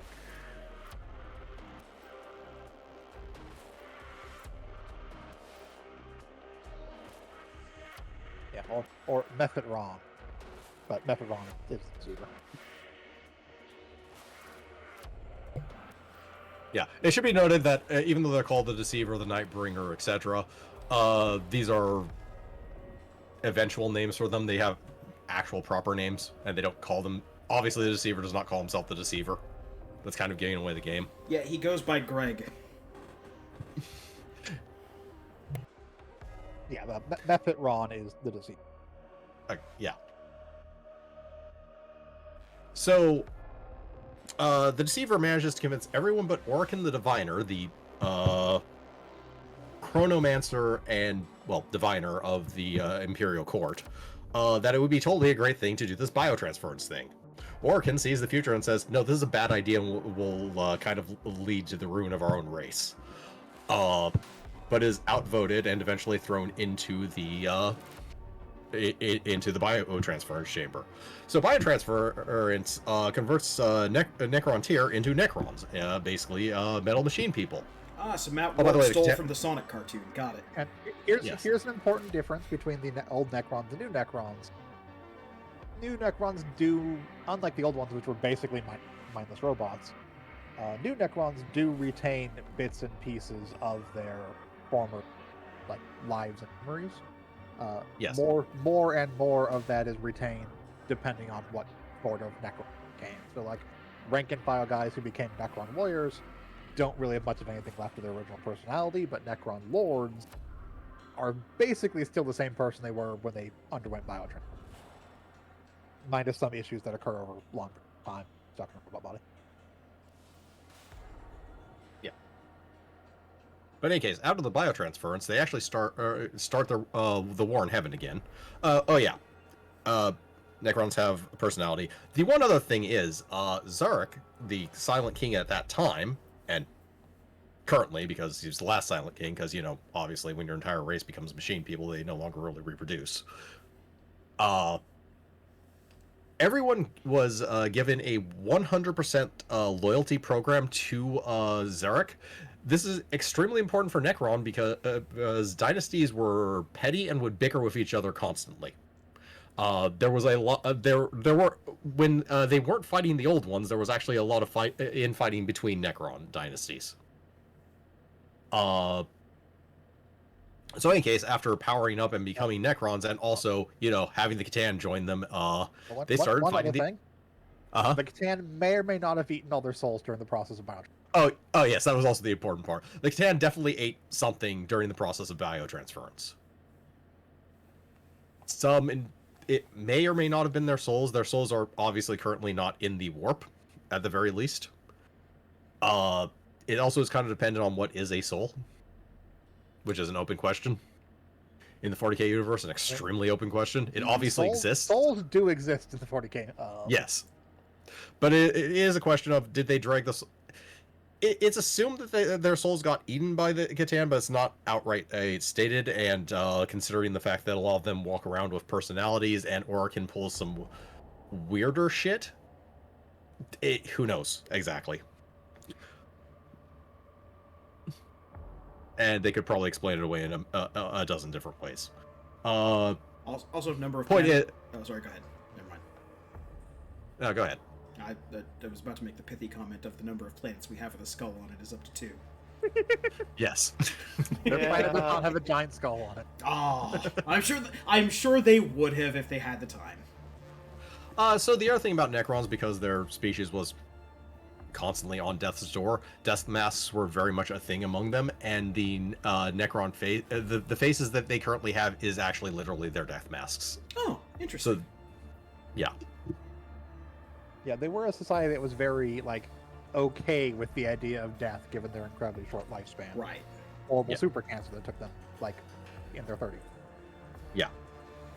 So, in any case, after biotransference, them and the Catan start fighting the war in heaven again, and it goes a lot better. Partially because they are now robots instead of super decrepit people, and partially because they have star gods following them around and being horrific badasses, with an emphasis on horrific, because they've kind of somewhat still enslaved the Necrons. I mean, the Catan were capable of just things like, we just made a black hole gun. It just fires black holes. Perfectly normal. Nothing strange about this. Yeah. Just absolute bullshit levels of technology, even above said Dark Age technology type stuff. Yeah. The Catan are basically super real, and effectively the closest thing to actual god level gods that exist in 40k besides Mouse gods. They're I'm sorry. Go ahead. Yeah. No, actually, go ahead. I have lost that thought. As a marker of time, am I correct in remembering that this is billions of years before humanity even exists? This is 65 plus million years, something like that. Millions of years. A significant amount of time. Millions of years. A dinosaur amount of time between. Yes. Yeah. Then and now. Okay. Yeah. Other things of note, the Nightbringer... Okay, so back to those pylons. Those pylons that were constructed throughout the galaxy were actually built at this point in time by the Nightbringer, because he was tired of the people he was terrifying having pesky souls, the aliens, the living aliens and stuff that were in the universe. So he decided that separating the real space from the Sea of Souls, or the Warp, was a good idea. So he built pylons of Blackstone everywhere. Technically negatively charged Blackstone. So Blackstone has a property where it can be positively or negatively charged. If it's negatively charged, it repels the warp. If it's positively charged, it attracts it. Which would turn people into mindless puppet people.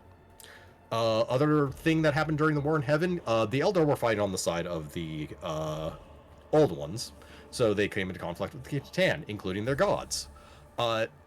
Including Kalea Mencha Kane, who's one of their more important gods, who fought the Nightbringer and actually won, in a sense.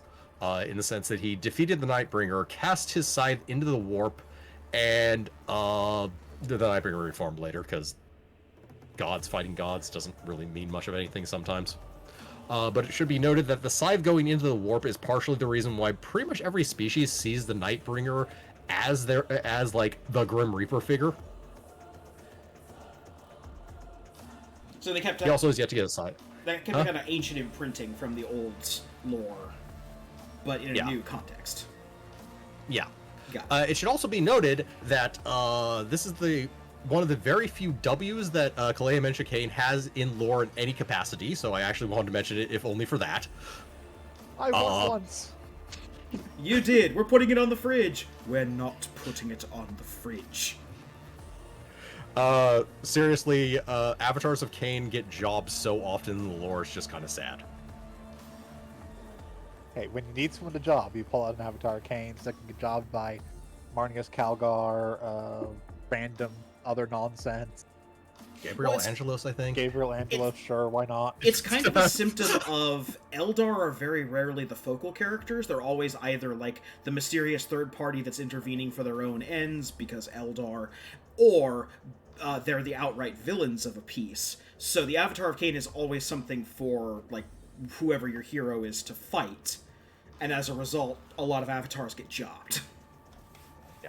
I think there was also a decent amount of Catan eating other Catan at the behest of the Eldar god of trickery, Segarak, however this is pronounced. Segaroth. Yeah, the laughing god. Also notable as he's the only actual Eldar god that's in one piece currently. Basically, most of them got eaten except for Kane, who got broken into a bunch of pieces, and someone else who got kidnapped by Nurgle, and the less we know about that, the better.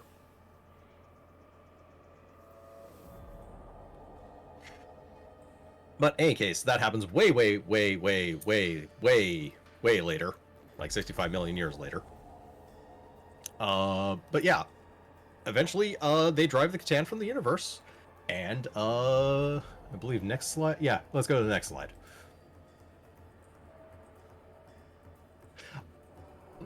And Zarek, realizes what the fuck he did to his own race, and that the Catan are horrible, evil things that we should, get rid of. And so they do. He turns his entire race on the Catan. Using their weapons and technology the Can gave them. Yes. Breaking almost all of the Catan into pieces, except one. He's over there in the Dyson Sphere, don't worry about him. No, not that one, actually. So apparently, I just learned about this. They actually destroyed one Catan completely. The Catan was known as the Flayer. That's why, I mean, is he really gone? Yes. It's just that he cursed all of the Necrons to have the Flayer virus. So, yeah, that's why Zarek had precisely one Catan killed, and then stopped killing Catan because it was a bad idea.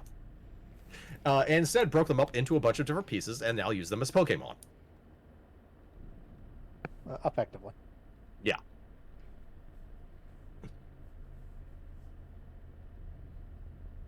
And yeah, in Mechanicus, we have encountered flayers. Basically, the Flayer virus,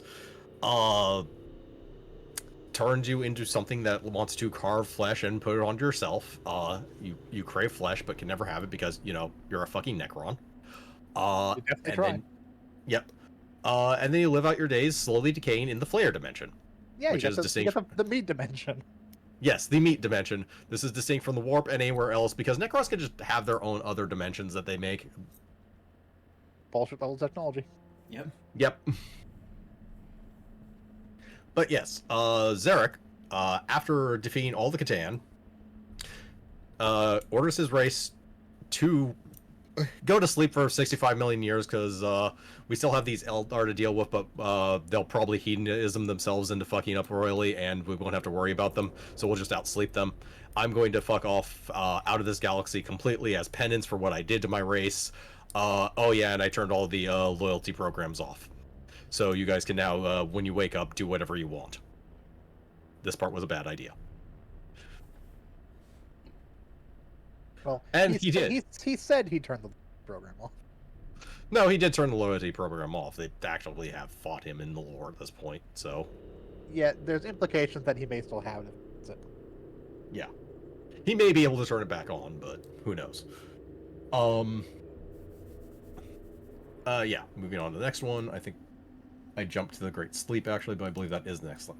Yes, so 65 million years later, they've started to wake up, except they've been asleep for 65 million years, and even Necron technology kind of have its limits, especially with the biotransference being wonky as shit. So, they don't always wake up right. And also, it's a slow process to wake up entire, like, tomb worlds. Uh, Also, where Zarek decided to exile himself for 65 million years, at a certain point he decided, oh shit, and went back to the Milky Way galaxy because of something he saw coming towards it. That something was the Tyranids. So Zarek wants to actually undo his great fuck up and restore the Necrons to flesh, preferably without super cancer. And the Tyranids started heading towards the galaxy. Yeah, Tyranids are the other thing. Yeah. So seeing the Tyranids and knowing what they are somehow, which actually kind of goes into the 10th edition codex, because according to the 10th edition codex, by the way, codexes are written from one point of view or another, so are very much considered unreliable narrators. But Zarek was totally flying around between other galaxies, conquering and doing shit, and blah blah blah, and or he is certainly not playing up his own lore. But he may have actually learned what Tyranids were, and does not want them to go to the Milky Way galaxy because they will devour all biomass, thus leaving the Necrons with absolutely nothing to transfer themselves into if they figure out how to do that. Because that is his eventual plan, is to, like, we'll find some alien race and, like, throw our minds into them. Yeah, we'll get physical bodies back again. We'll get meat bodies back again. Oh, these things I found out in the void of space heading towards our galaxy. Just eat all biomass. That doesn't really work for us. Yeah. So Zarek will gladly work with pretty much anyone who is fighting Tyranids, and work.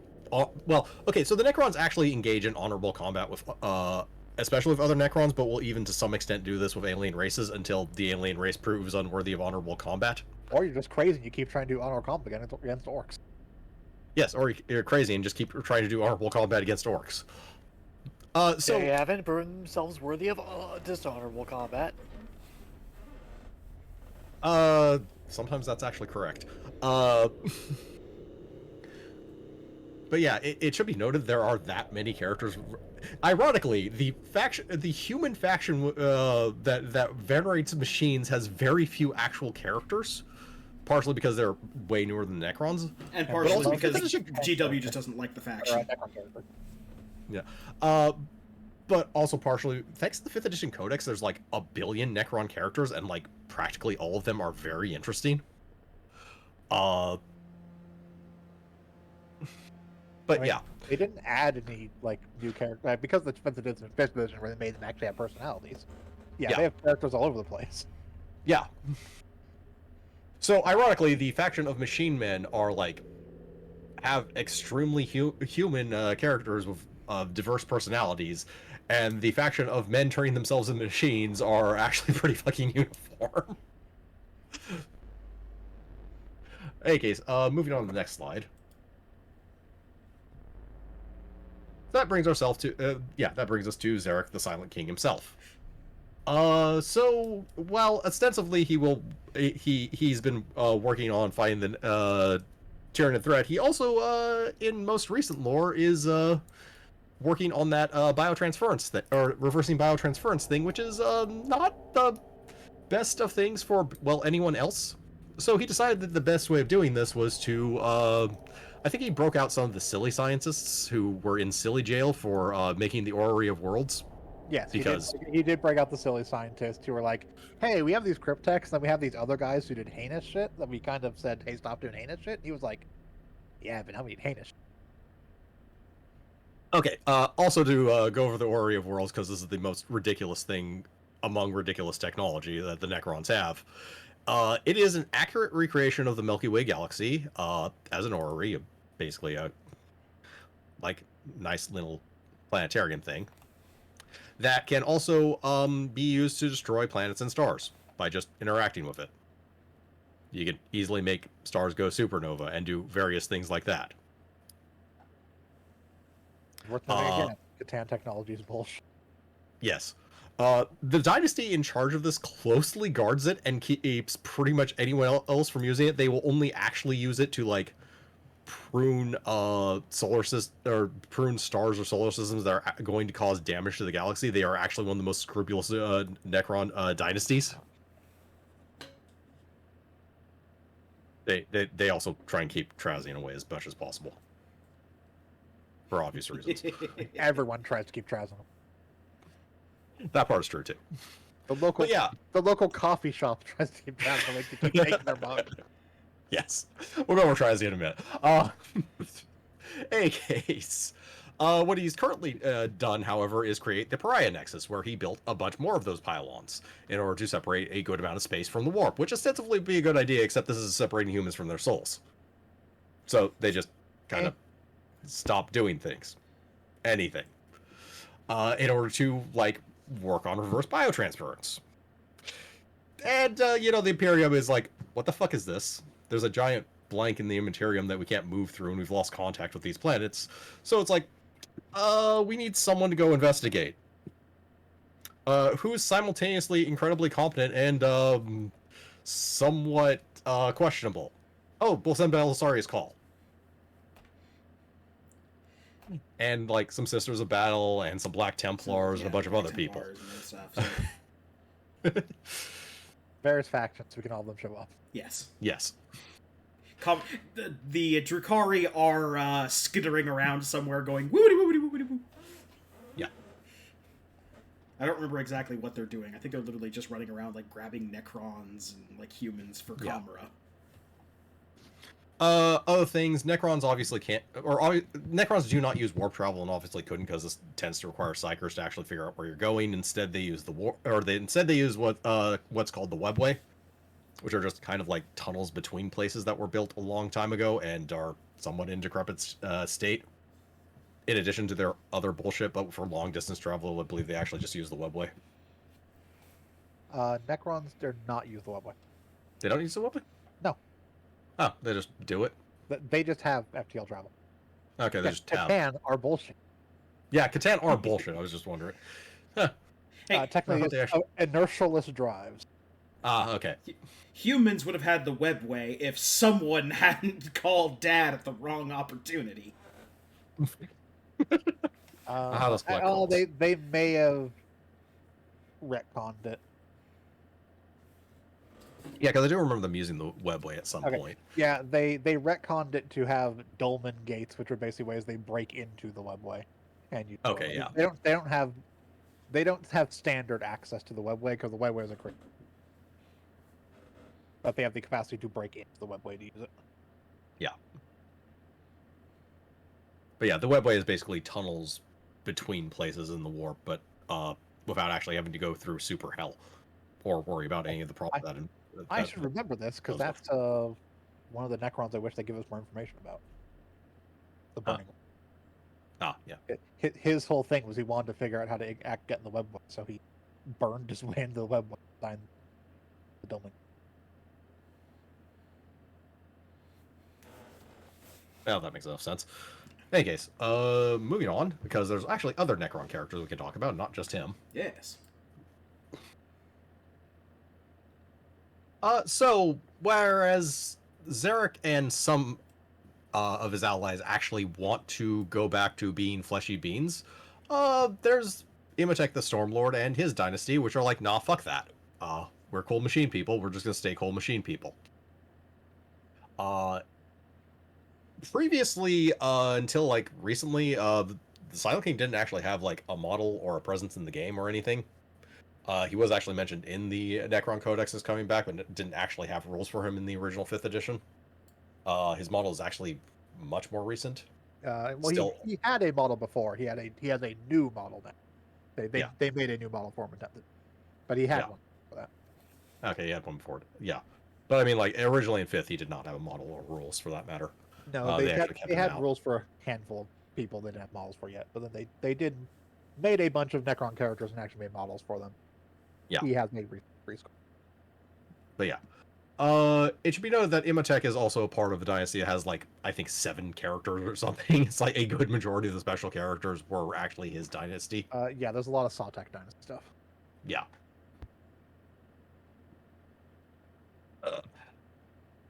But yeah, not all Necron dynasties necessarily want the same thing or follow the Silent King, which is also a direct consequence of him turning off those loyalty protocol things. And also, some of them started waking up before the Silent King got back, because when they wake up is question mark, question mark, question mark, i.e. whenever it's plot convenient. You're not wrong. Yeah.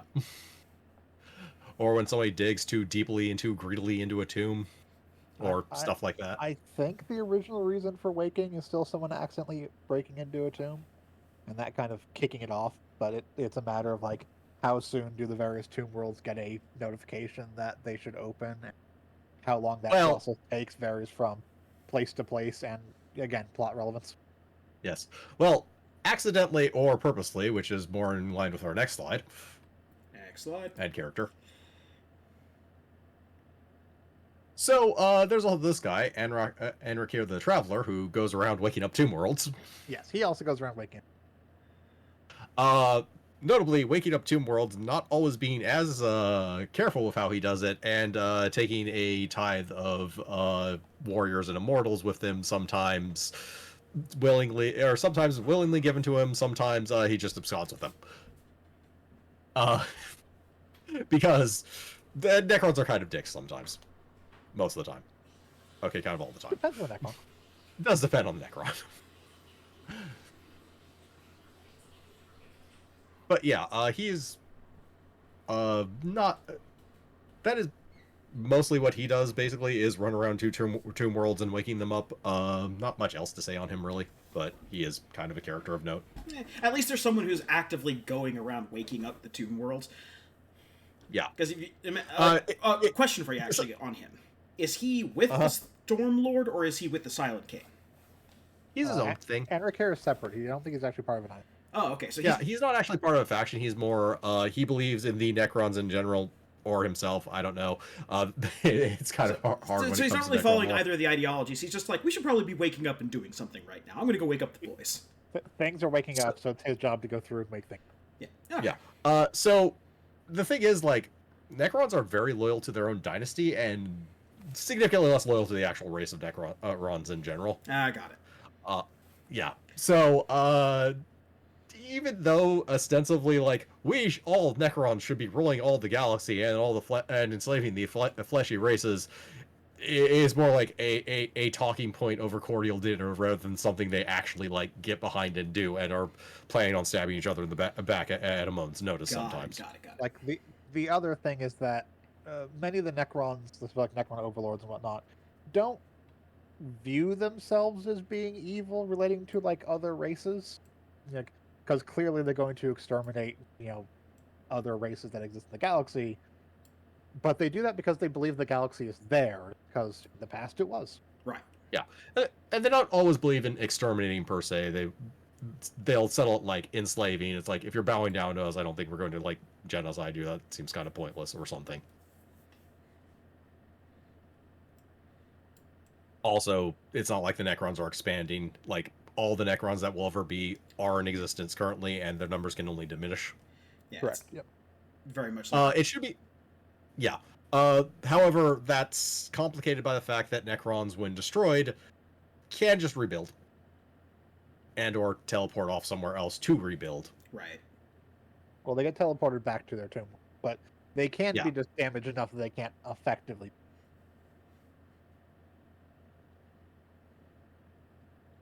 It should also be noted that that can also be turned off in certain ways. By beings with enough authority, but that's another matter entirely. Yeah. All right, so moving on to the next one. Oh boy, next slide. I know who's coming up. Yeah. Errol should load. Okay. Speaking of music, 1 second. Yeah. So, Trazian the Infinite. What is there to say about him? A lot, actually. Trazian the Infinite is probably one of the characters that's actually done the most out of all the Necrons. Partially because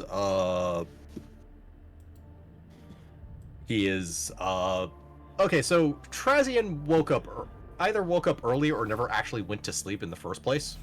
One of the two. But has definitely been operating for over 10,000 plus years, as in he saw the Horus Heresy and other stuff. The other thing about him is he is very much a archivist of not just Necron history and historical artifacts, but everyone else's history and historical artifacts. And by archivist, I mean thief on extreme level. Yeah. So I actually know a little bit about Trace in the Infinite. So Trace in the Infinite goes around grabbing a bunch of stuff of historical significance or just things that amuse him or a shiny thing he saw on the road. And he does this by capturing them inside of little cubes. And that can be anything. That can be an object, that can be a person, that could be a ship. And he has a habit of lobbing these Pokeball style at people to try and make his escape. Yes. He also he has basically turned his dynasty's tomb world into a giant museum, preserving not just Necron history but all other Xenos galactic history, complete with dioramas involving very lifelike, I mean absolutely actual living things that are frozen in stasis in various dioramas. He is entirely too much a stickler for accuracy sometimes, and will do stuff like, you know, keep orc rockets filled with all their fuel, which has problems when he gets into random fights with his rival and arch nemesis, who will come up in a second.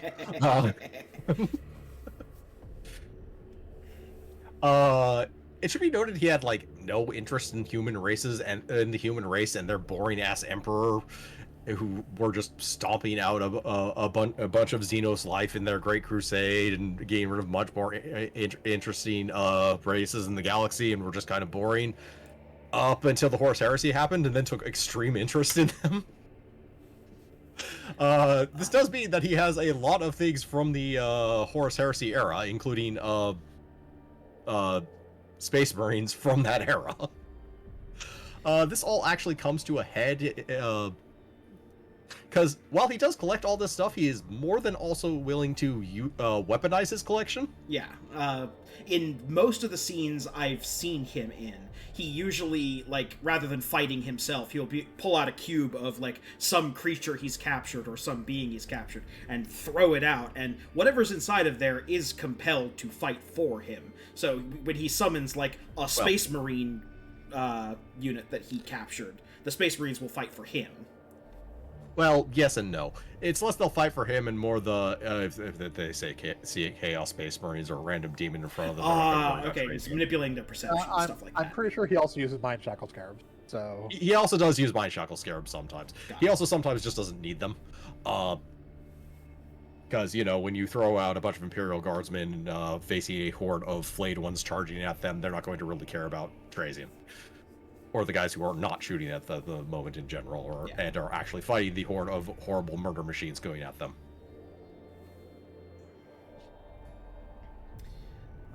Yes, he also because he back to that that Black Crusade thing, notable the breaking of Cadia. Basically, that was a very long and drawn out fight that eventually ended in the fuck it, I'm going to slam a giant Blackstone fortress into the planet. Yes. But during all of that fighting, he was actually on the Imperium's side, ostensibly throwing out Pokeballs left and right of his various collection of things, trying to fight back the forces of chaos who were trying to destroy the pylons. As I recall, he was investigating the pylons, and then things were trying to kill him because there was a bunch of chaos stuff invading the planet, and he was like, ugh, this, and threw out some Pokeballs to fight them. Yeah. I think he also nabbed an Inquisitor during that.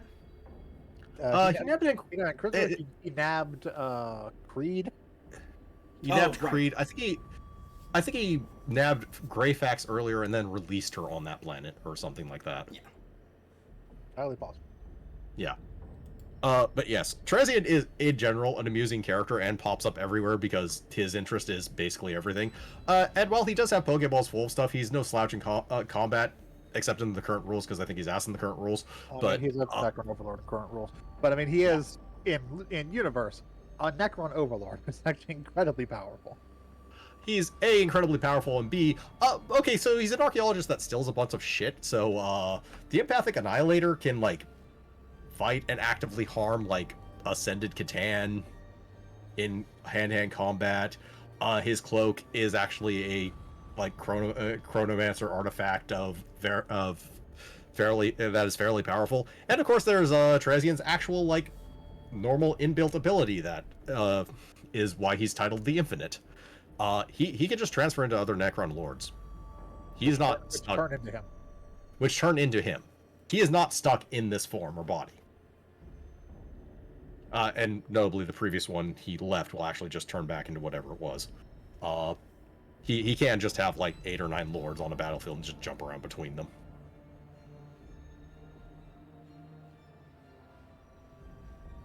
Yes, and next slide, because he's also kind of important. I do have to make an obligatory comment here because we talked about the Fall Acadia. Uh-huh. The planet Fell before the guard did. Yep. The guard did, yes.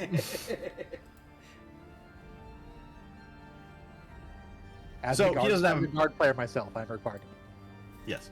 So Orkin the Divider, unfortunately, does not have a magic card.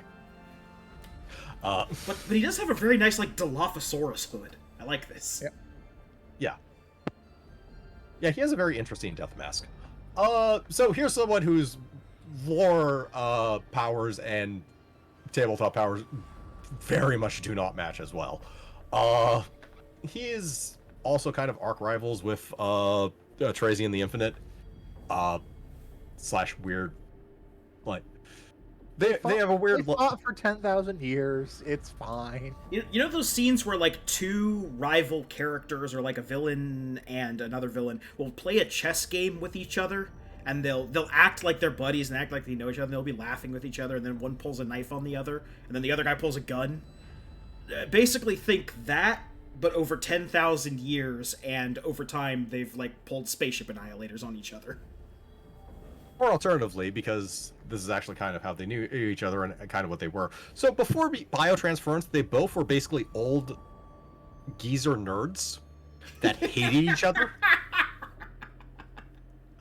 So this is literally the world's longest geezer fight. Yeah, old hell 20-somethings. Maybe Hell 30-somethings. yes. Maybe 40-somethings, if that.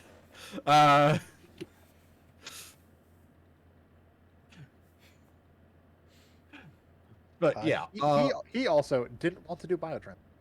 yes, he did not want to do biotransference. He was forced into it. He was forced into it. It is notable that his memories of biotransference is a post-transference Trezian forcing him, being there to force him into biotransference.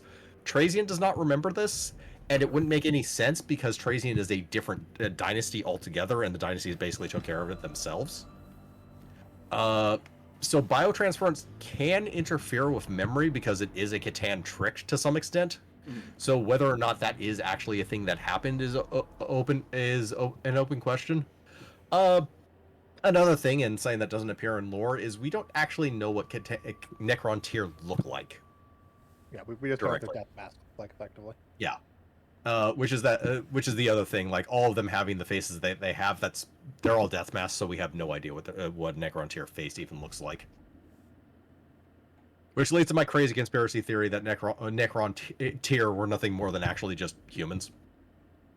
I think This would involve other things in lore, Well, but we This do would- get a picture of there's the something. Silent King from behind when he was still like normal and on the super cancer planet, and he looks just like a guy. They don't look like especially spindly guys, or it just kind of looks like a guy in robes. So there's a few other things that kind of lend credence to this. Their aesthetic is very Egyptian, yeah, obviously, which would make sense if, like, you know, descendants of like some offshoot of the Necron tier just landed on Earth and somehow undeveloped super cancer or something over the years, or stuff like that. The only open question would be why would the Necron tier not realize humans are just, or why would the Necrons not realize humans are just Necron tier? But if their minds were played with during the biotransference, that would make sense. I mean, They that would also require retconning the old ones trading, which I don't think they've done. They haven't retconned it per se, but it's also not like whatever canon about old ones creating humans is questionable and old. So there's that too. I mean, I think it's still meant The to war- use Necron war and stuff, so.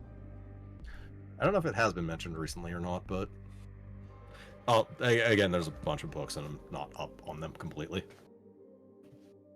And also, this is just my crazy conspiracy theory. I have a crazier one when it comes to Tyranids, but I mean, they could be humans. I doubt they're humans just because that requires them changing lore about the War in Heaven stuff. The Yeah. ones creating, or the old ones creating humans. I mean, well, they're humanoid aliens like everything else in the galaxy. yeah, it should be known that pretty much everything in the galaxy is a humanoid alien. So, In fact, the primary non-humanoid aliens we have come from outside the galaxy. yes, Tyranids come from outside the galaxy. So, or do What they? you're saying is Stargate is true, and that those people on the other planet became Necrons. That's canon now. There we go. Somehow we've The- had Stargate into the 40k. Humans that were created by the old ones in the War in Heaven time were they're apes. They're I- what? They're apes. They're monkeys. They made monkeys, which eventually became. Yeah, Or Jakaro. I think they're making that shit up. They could have also just become Jakaro. Actually, the Jakaro are an old one creation. I They think are I an old would one mention creation. that. Yeah. Yes. To explain, because this doesn't take very long, Jakaro are orangutans that can make inexplicable technology out of scraps and nothing, like micro lasers and tiny shields and stuff, out of pure instinct, and are not actually a sapient race. Huh. No one knows how they do that, and no one can mimic it. But they do. But they do, and because they so the Imperium hates Xenos races of all sorts, but only sapient Xenos races. So the Jakaro actually get around this ban, and people They get can a keep. pass. Yeah, they get a pass, in spite of the fact they are clearly a technological race.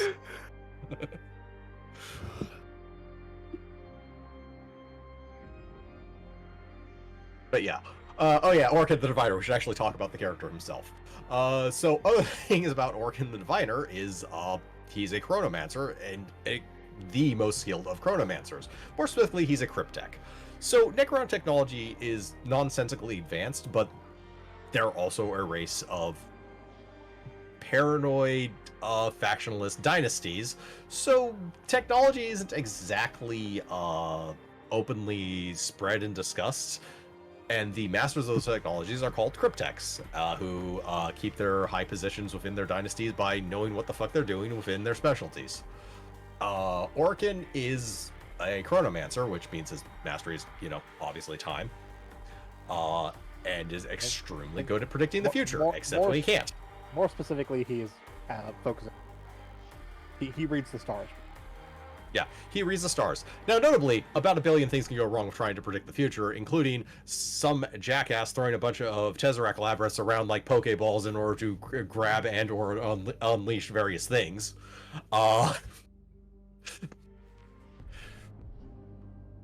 This to Trazian is an added bonus of annoying Orkin the Diviner, so there's that.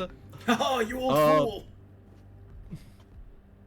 fool! He's also kind of unlocked the ability, which absolutely is not represented on the tabletop, to kind of figure out how to somewhat ascend himself into a Catan-like state. And these and other events can be read in. Moving on to the next slide. I think I made that the next slide. Yeah. Yes. The Infinite and the Divine. The Infinite and the Divine. Okay, so this is the 140k book I have actually gotten around to listening to, and it is amazingly good. It also helps the fact that you basically don't need to know too much 40k lore. I've probably actually given you more than enough primer to actually read the book and not get lost and or listen to. Also, notably, in general, both from this book and from what I've heard in general, their Audible voice acting game is really, really solid for listening to any of their novels. This book was just a joy to go through while I was working, basically. I gotta tell you, the Zolphosaurus hood, not as good on the cover here. No, not it is feeling not. it. This is not one of their better covers. Well, you can't see the Dilophosaurus hood on this one. Yeah.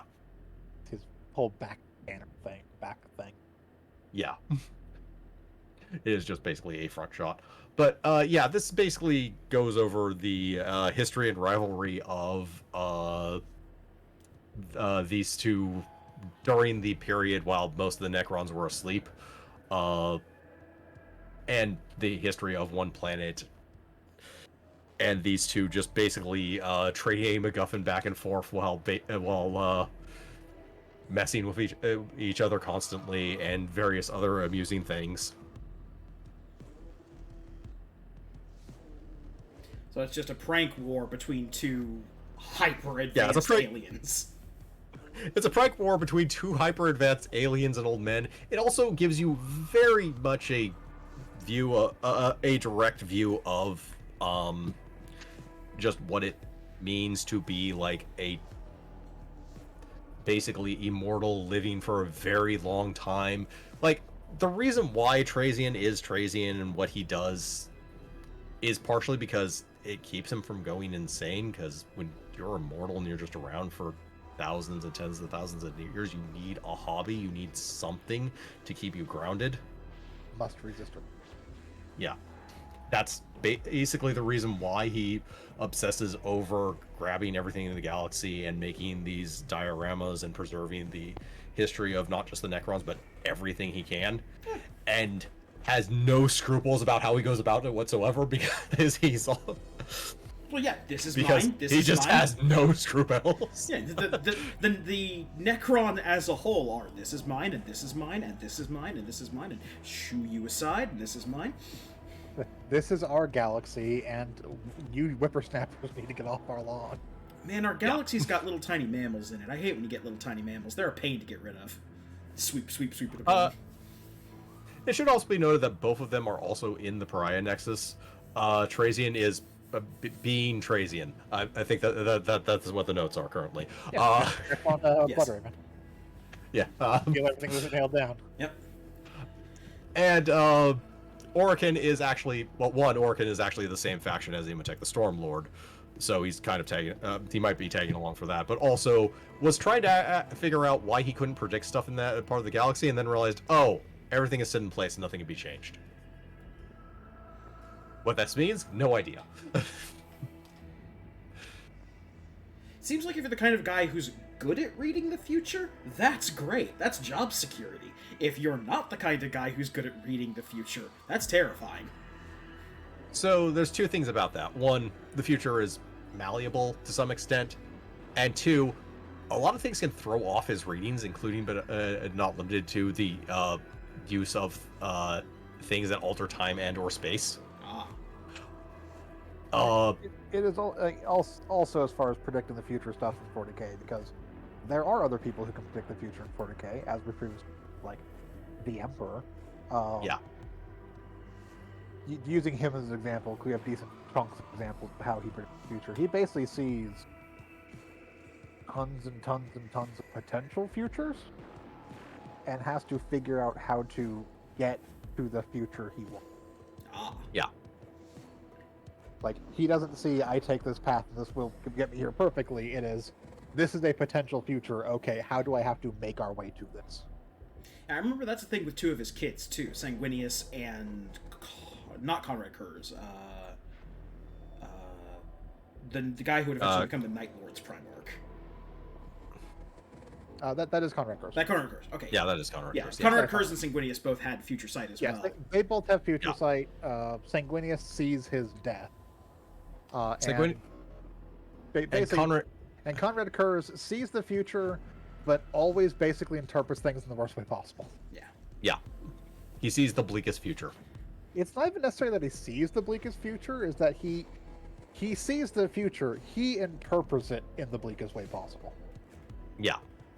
So it's not even that the future is being given to him in a bleak way. He just interprets everything he gets in a bleak way because it is personal. Also, it's 40k, so it is a bleak future by design. Yeah. I mean, it is, but at the same point, you have the counterpoint between the two of them where Conrad Kurz is very resigned to his fate to the point where Conrad Kurz gets killed by assassin. And he just lets it happen. Like, he doesn't even try and defend himself. He just lets it happen. Sanguinius knows he's going to die fighting Horus, and still continues to, in every single case he can, strive to be as good as he can on the hopes that maybe that won't actually be the future set for him. Yeah. It's basically one of them resigned themselves to their fate. One of them rose to every occasion they could and became as good and popular and everything as he was.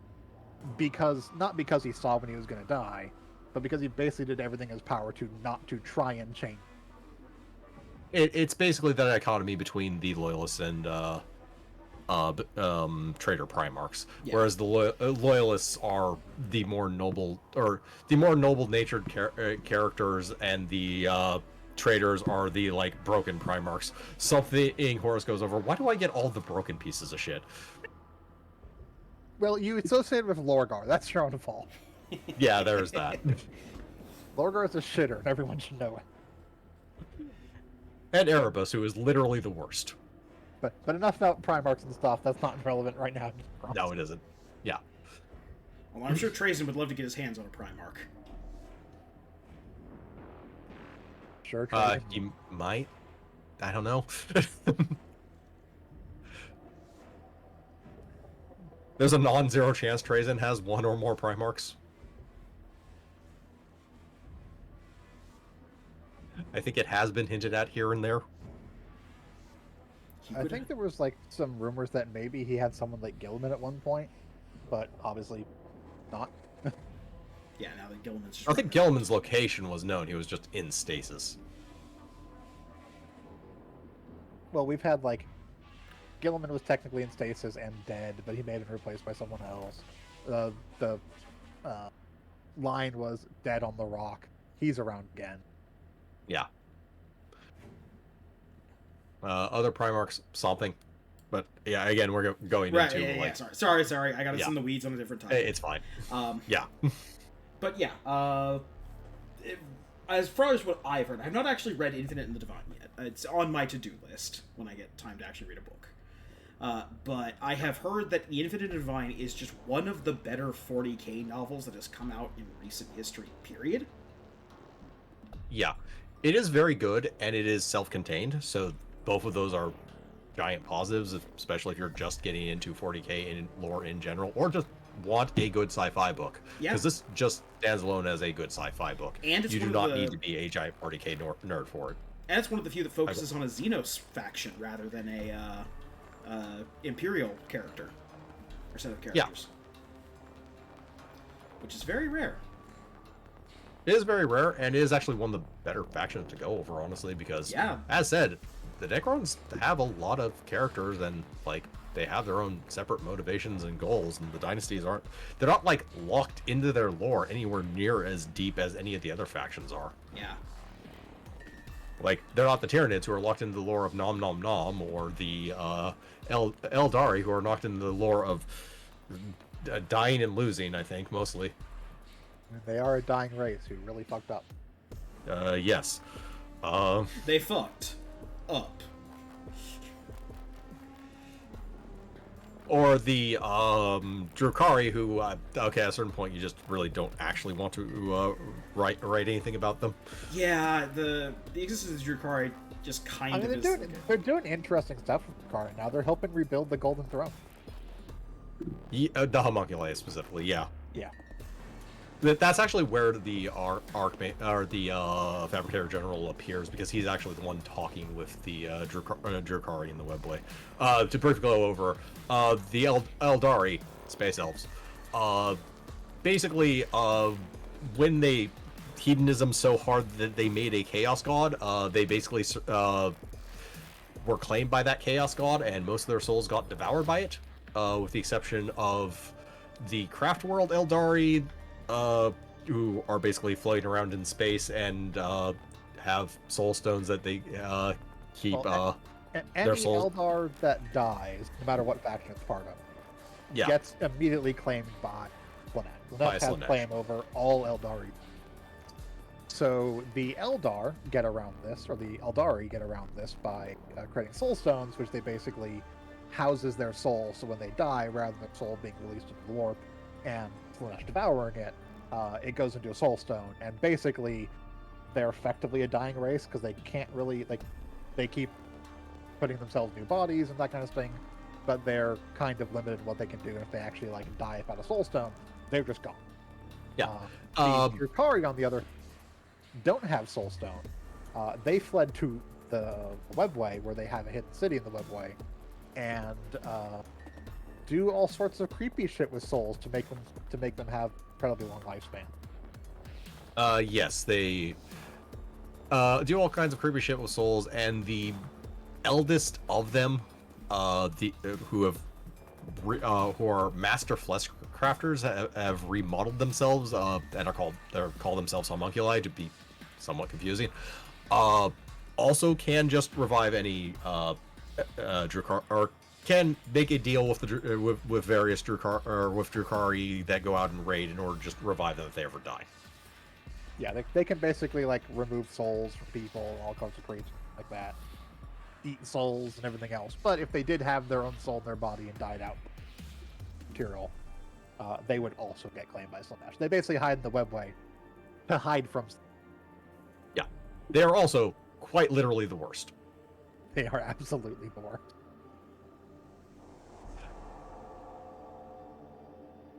They are basically the Eldari that learned absolutely nothing.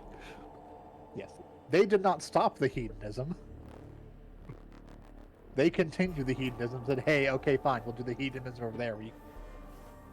Stop looking at us, creep, we're doing hedonism. Yeah. Yeah. Back to Necrons. Yes, back to Necron. In any case, as far as Warhammer 40k Mechanicus is concerned, yeah, we're on Necron Tomb World. It's not obviously every Tomb World is its own dynasty. They don't really spread out between them, but how big a dynasty is varies a lot. Yeah. So the ones we're waking up aren't any of the lore important characters per se. Or any of the ones that we're actually dealing with. But nonetheless, yeah, that is more or less what this faction is about. Yeah. Yeah, you can't have lore important characters show up in a game unless they're, which is why Chaos uses that a lot. Chaos uses enemies a lot. Also, in fairness, it wouldn't make any sense for a Waking Tomb World to have lore important characters unless they were the ones visiting and doing the a brand new Waking. And the Traveler could show up. He was the one waking up. That's about it. That would make sense. Conversely, I guess technically for Necrons, you can kill them because they can get teleported back. Okay, so if they are deep enough underground, or there's various things cutting them off from transmission, if they die, they're just dead. That is actually gone over in the Infinite Divine, or if they're in a pocket dimension of one sort or another. Yeah, if they can't be teleported back to a terminal. Yeah. Repair.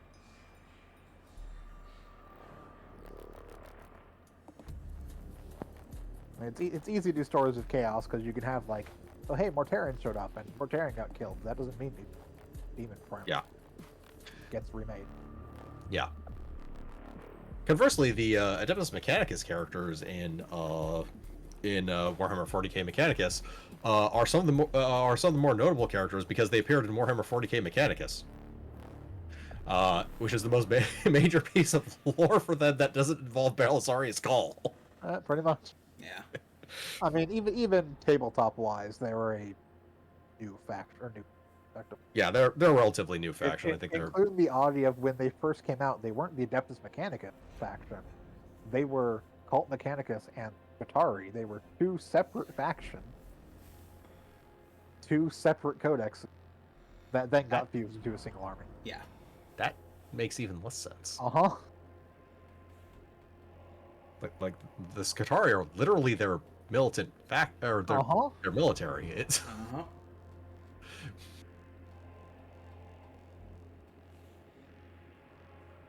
Yes, it was originally two separate factions, two separate codex, so two separate armies that then got combined. That makes a lot more sense as a combined.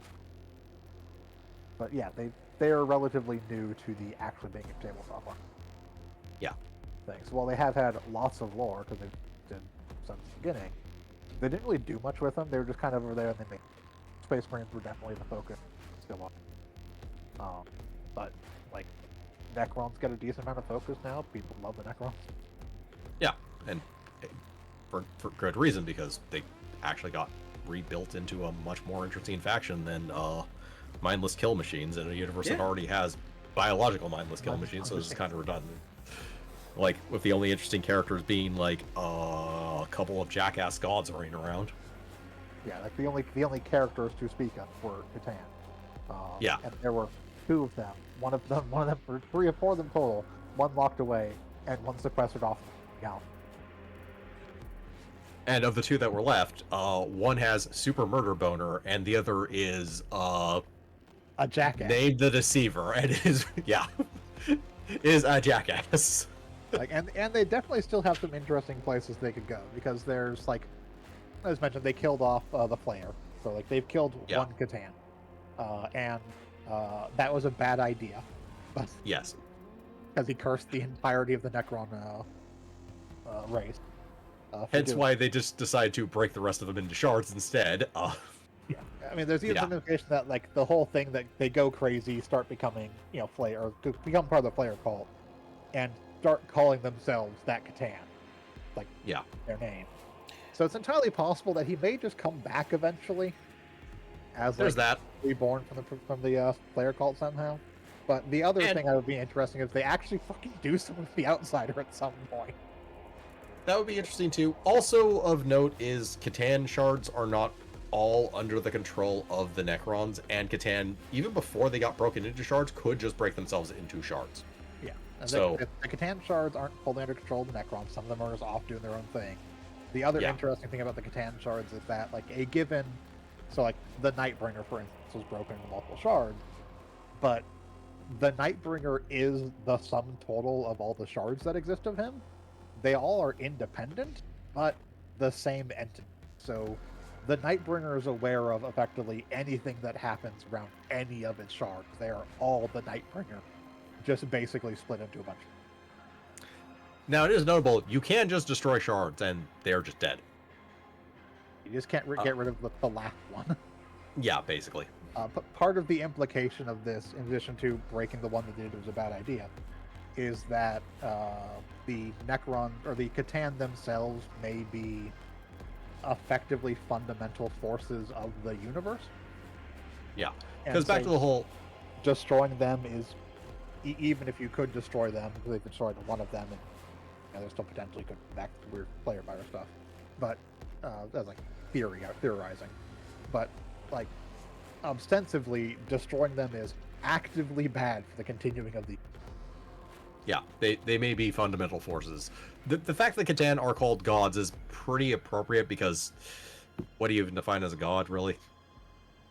And like they've gone toe to toe with things that actually are called gods and don't exactly come out on the bottom. No, they've gone toe to toe with things that are called gods and don't really come out on the bottom. So they fought basically the race that controlled the galaxy prior to when they would just decide to sit around and eat stars, because that's what they're doing beforehand. The Necron found with the Necron found. They were just chilling in space, eating stars. Yep. Yeah. But then they realized souls were more tasty, or whatever and then they ate from realized Necrons. souls are more tasty. Yeah. And possibly other Necrons are more tasty, depending on where you are in the lore, what lore you're talking about. But I think there was still some Necron I nom think nom nomming going on, there but was probably it wasn't still like. some nom nom going on. But I don't think. I would not be surprised if the Nightbringer still nom nom nom Necron, or some Catan, because he was definitely about that in the previous lore. He was, though. Of note, there is more than 4 Catans. We're up to undefined. Oh yeah, no, we have like a list of known Catan that have names like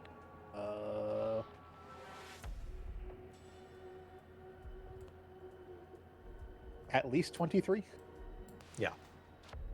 That's just ones that have had names or been mentioned in a book. I do really want them to do something else with the Outsider. Just mention him in every codex as being out there in his Dyson. With the only interesting thing being he's out there in his Dyson sphere, and Tyranids actively avoid that region. like there is a potential, since he's just kind of chilling out in the Dyson sphere, and the really only information we have about him is that he's chilling out in the Dyson sphere. It's entirely possible he's an uncharted Catan.